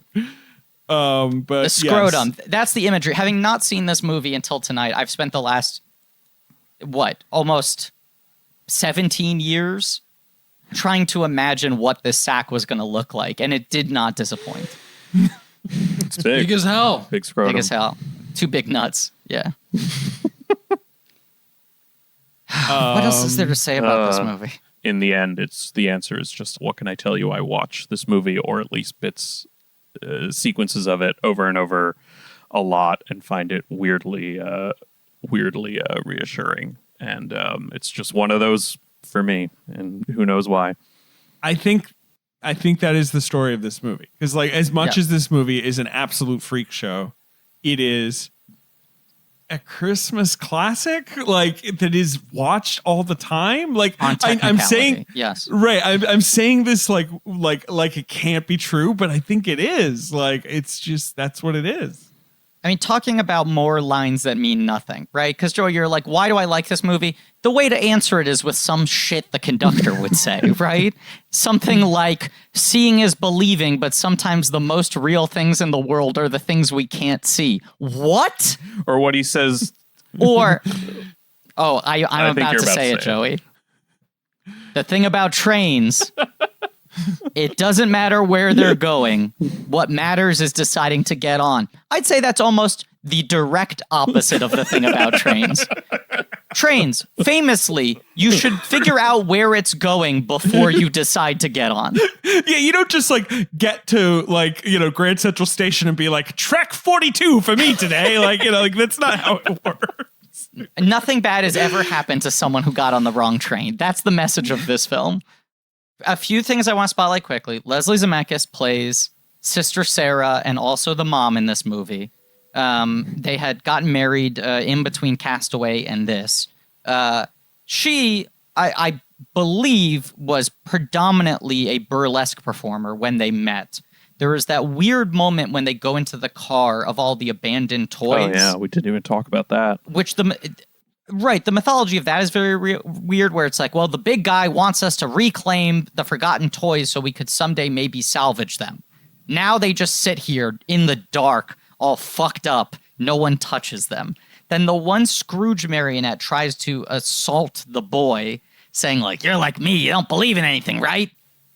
But there's a moment where the kid is walking through all the marionettes and he stops on one marionette that is a burlesque performer and like holds it and looks at it longingly for a little while. And I'm pretty certain that is supposed to be a likeness of Leslie Zemeckis, which is a very, very weird moment. It is like a lady in like a va-va-voom, like V-cut, black slip and a feather boa. It's weird. It's weird that whole... looks like his wife. That whole sequence is weird. Hot. We got it. Hot. We got it. Where do they go after they've done their number? Where are those guys at? Great question. It's just like Santa's like, all right. Okay. Shh. Everyone be quiet. Here's all right. I'm going to need 2 billion elves, 1 conductor, Steven Tyler, obviously, 5. We're going to need a rail system so I can pick up 14 kids.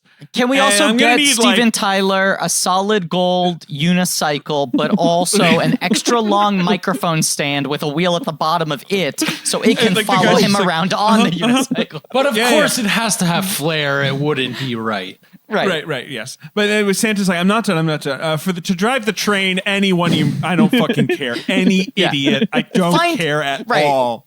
Right. It could be 2 dumb people. It could be a little girl who doesn't have a ticket. It doesn't matter. It should definitely be people that are inappropriate to be around children. For sure. Right. If the train has a hobo on it, that's fine. I can't really deal with that guy. He has his own sort of way of doing things. And and like 5 tap dancing hot chocolate guys. We need to serve the kids hot chocolate. Can we get some chocolate boys I'm not or a what? monster. Right.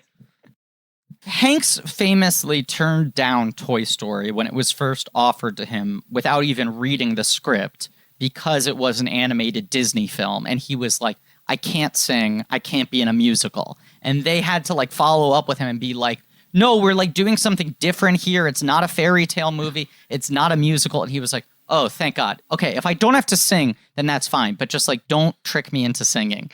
And then Toy Story 2, there's the moment where they see him, the Woody puppet singing You've Got a Friend in Me on TV. And he always talks about like, Pixar got me. They finally got me. They tricked me into doing a song. This movie being a soft musical with songs by Alan Silvestri and Glenn Ballard, the man who co-wrote Jagged Little Pill, is so bizarre, especially because your lead actor who's playing 7 characters refuses to sing. So he's only really involved in one musical number, which is just him yelling stuff semi-rhythmically. Did we say this already? Alan Silvestri wrote this song? Song. Yes. How many times did he just write hot on a piece of paper? He co-wrote it with the man who co-wrote Jagged Little Pill. Fuck, what? That is so fucking weird. How what's the other song called? The end credit song. Believe. Believe, that's what it's called, right? He also wrote that, right? Right, that song is a bag of dog dick, and it is just crazy where they're like, this movie's not complete until we just have a fucking awful song. Groban. That's the worst shit. Which just got like an autopilot Oscar nomination. Of course. I cannot imagine any of them listen to it. Did he perform that trash on the Oscars? He must.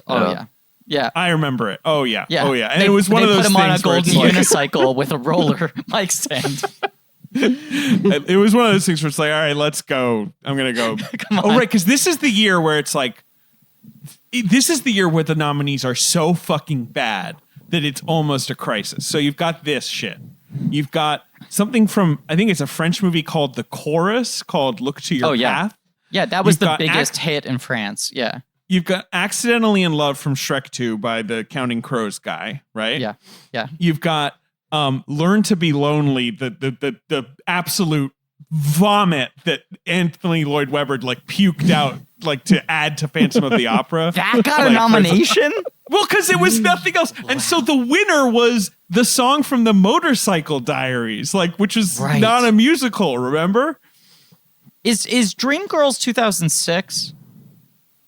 Yeah, right. Because that's the year where they're like, this 06? category is a disaster. We haven't had good nominees in years, and Dreamgirls got 3 out of 5 nominations. And since then, it's almost always just 3 nominees, right? It's weird. It kind of expands and contracts. It's a weird category. But they made the qualifications for nomination a lot more stringent. Like, I just feel like they've been trying to prevent that kind of shit from getting nominated again. Definitely. I think the last thing I want to just briefly shout out, this is kind of the last major film role of Nona Gay, who I have always found very compelling and I thought was going to be a big star. And we've covered almost the entirety of her filmography on this podcast because it's essentially the Matrix sequels, which she fills in for Aaliyah after Aaliyah passes away, Ali, in which she's really good. And then before that, it's like she's in a video as herself. She's an extra in Harlem Nights as a child. but it's Ali, Matrix Reloaded, Matrix Revolutions, Crash, the same year as this, then Polar Express the video game, The Matrix Online the video game, and then 2005 Triple X State of the Union, Yeah, she's in 2005 that. some movie called The Gospel, 2009 Yeah. Blood and Bone, never seen again. Never seen again. It's weird. She is very charming in the Matrix movies and in Ali. Yeah, I don't know what her story is. No idea. It's just like this At is all. her last major thing. Yeah, it's weird. Yeah. Very odd. Yeah. So, this movie, as Griff and I were sort of briefly discussing before the recording started, opened poorly because they opened it before Thanksgiving. They opened it November 12th, 2004. I thought it was October for some reason, but it was November. Right. Okay. And like people were like, well, that was dumb. You know, people sort of did the like, what were they thinking? And it's like, then it did what it was, I guess, what they had bet on, which was it just played like gangbusters all the way through Christmas and became this sort of surprise hit. It was kind of a comeback hit. Like it made $300 million worldwide. That's very much the modern release strategy for holiday films because they're like, if you release a movie in December, no one goes to see a Christmas movie on December like 26th. Like the second Christmas day has passed, no one wants to watch a Christmas movie. So you need to give it like a month of lead time and then it experiences a second wind in December. Like Elf was a November release as well. Yeah. But this one, it felt early and it underperformed the opening weekend and then just fucking lingered and multiplied.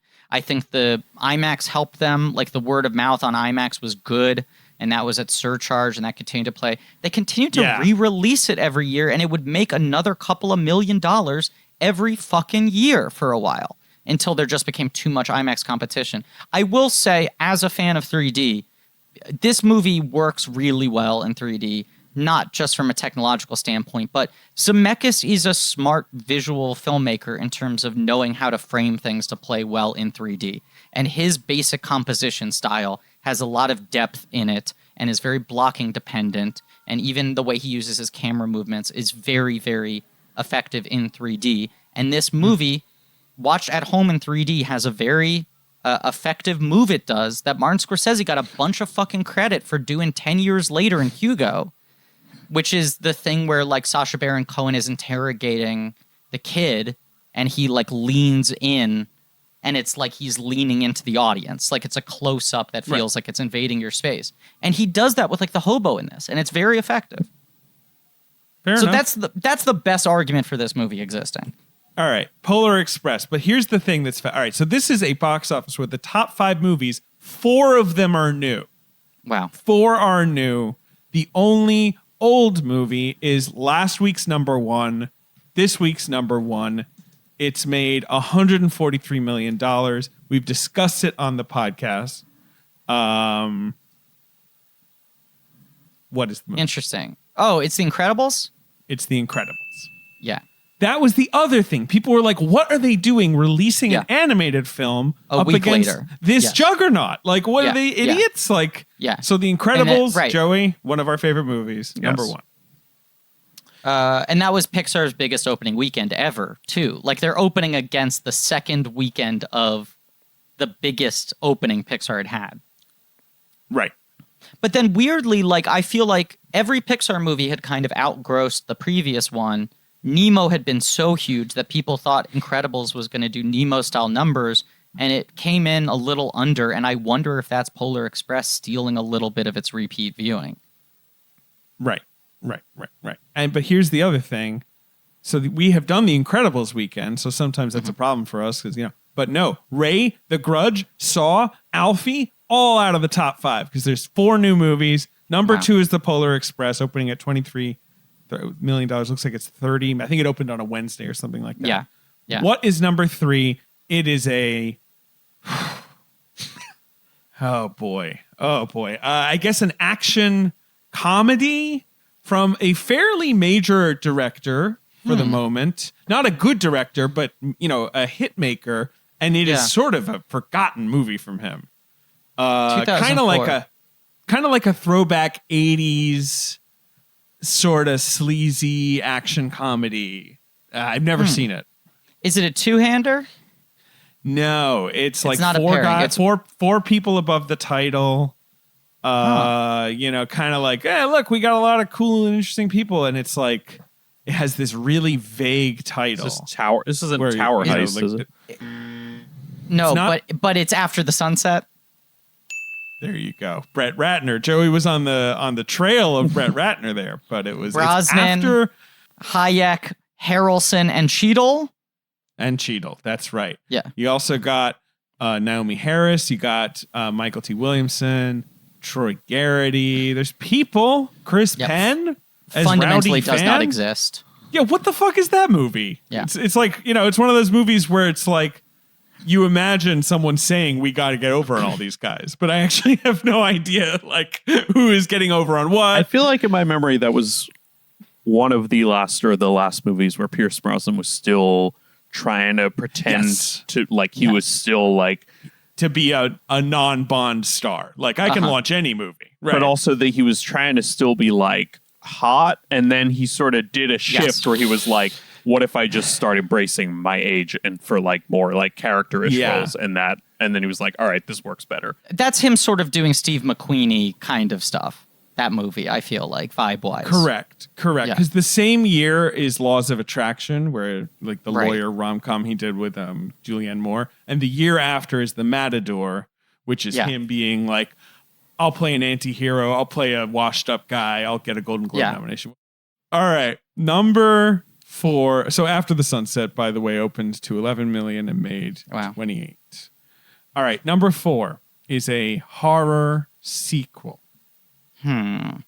It's It not is- The Ring 2. No, it is. I want to say it's the 5th in a long running but recently revived, you know, at this point in time franchise. Saw. No, not Saw. No. So Saw's it's about been, to emerge. It's been rebooted. So it's 5th in total, but there was a gap. They took a break for a little while, you're saying? That's right. There's 3, then there's a gap, and then there's a relaunch with kind of a new tone that people were into, and so they were like, "Oh, okay, all right, we'll do this." In 2004, you say. And how many have there been since then? There has only been 2 since then, and then a reboot, a maligned reboot. Wow. And I believe maybe the next 2 might have been kind of straight to DVD. It's not the Texas Chainsaw prequel, is it? It's not. It's a franchise you like, Griffin. It's a franchise I like. Oh, it's Seed of Chucky. Seed of Chucky. So Low-key that's the slaps. one, right? Because Bride of Chucky is the one where they're like, "Do you like this? Yes. This tone?" And people are like, "Yes." And so Seed of Chucky is the one that's really bananas, right? Like, Yes. it's really And that's- going for meta. It's also the one where they let Don Mancini direct it, who had written all the films and had steered the weird evolution of the franchise. And he was just like, I'm going full. Like Seed of Chucky is like a John Waters movie, down to John Waters playing a paparazzi and Chucky murdering Britney Spears. It's just vulgarity, but it kind of rules. It's like a trauma film. I believe like Red Man is like 4th build. You know, like Absolutely. that's the right. Right. And Jennifer Tilly, who played a woman who then gets her spirit trapped in a doll, plays in this movie Jennifer Tilly, the actress, who then also fucks Chucky. Correct. Yeah. Seed of Chucky. Maybe I Now, should see this movie. Yeah, Yeah. I mean, you would dig that whole series, Ben. All right, And, number and 5. their son is named Glenn as a Glenn or Glenda joke. It's a very odd film. Yes. Number 5 is a sequel. Okay. Maybe a slightly more whatever. It's a sequel. I think this movie was probably like, oh, well, will be a huge hit. And it was a disappointment in America. But this movie made $260 million worldwide. It made 40 in America. But America was not. And I lived in Britain, and when this movie came out, it was like, we're going. Everybody, come on, round up the house. We're going to the Odeon Newcastle. We're going to fucking see this thing. Because the theater was packed and was howling. This movie stinks, but it was a big deal in Britain. But it's a comedy. Comedy sequel. And they never made another one, even though this one No, overperformed. they overseas. did like more than a decade later. They did 12 years later. They made a third one. Is it Big Mama's House 2? No. That was a spring release. Britain did not care about Big Mama's House. That's what I'm trying to figure out. It's not Mr. Bean's Holiday. It's not. No, that's more, right. That makes more sense. Right. I'm trying to think of big spaced out sequels. You might forget that 1, this was made, and that 2, the other one, the later sequel. Is it Johnny English Returns? No. Again, you're sniffing around the right area. Yeah. But this movie did, put it this way, the first one got an Oscar nomination. Whoa. And this one gets a Golden Globe nomination for Best Actress. Ridiculous. Is it Bridget Jones and the Edge of Reason? That's there we go. Right. My friend, Bridget Jones, The End of Reason.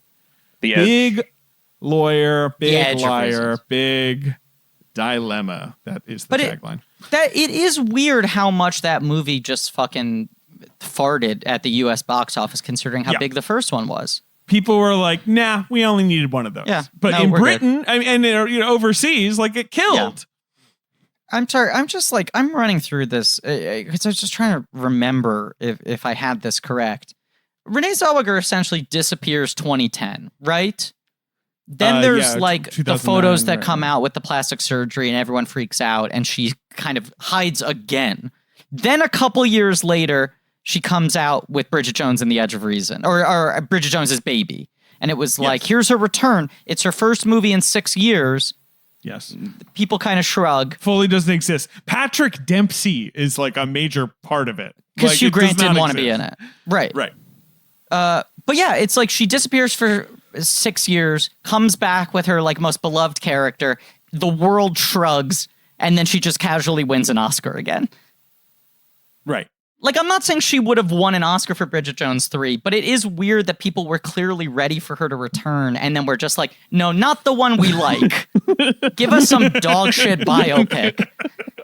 Can you just fucking phone in some... She didn't phone in it, but whatever. Like, can you be in the most phoned in biopic? Yeah. She's fine. Oh, God, that movie stinks. I can't believe she has 2 Oscars, but whatever. She's in Jerry Maguire. She gets a free pass for life. That's the thing. It's like there's a universe in which I'm happy to give her 2 Academy Awards, and neither of them would be for the performances she won for. Absolutely. She's given good performances, and it's neither of her wins. That is a weird...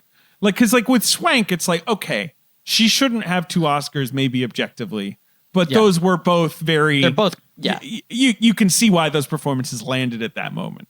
You know, with Sally Field, Norma Ray, that's one of the greatest movie performances. The other one, you're like, well, that was stupid. Like, they just fucked up. Whatever. It was a weird year. Mm-hmm. I can't believe that you guys are going to have to do a whole... I say this as the guy who wanted to do the Polar Express episode. I can't believe that you're going to have to do a whole Christmas Carol episode. Absolutely, we are. And we're going to do it. We're going to do it with bells on. Ring-a-ding-ding. Can you hear them? Can you hear it? No, because I don't I don't believe in anything. You guys are cynical adults. Do not believe in Robert Zemeckis's whatever. Wait, real quick. Yeah. When the bell falls down, we hear Santa's coming to town, slow as hell. Right? Do you remember this in the movie? Chopped and screwed. Okay. For years, I've been working on a slow Christmas album. And for our Christmas Carol episode, there will be a link to this album. I finally finished it. Ben, you're gonna drop the album? This is your official I'm dropping my announcement? slow Christmas album, y'all. To be clear, so this is a preview.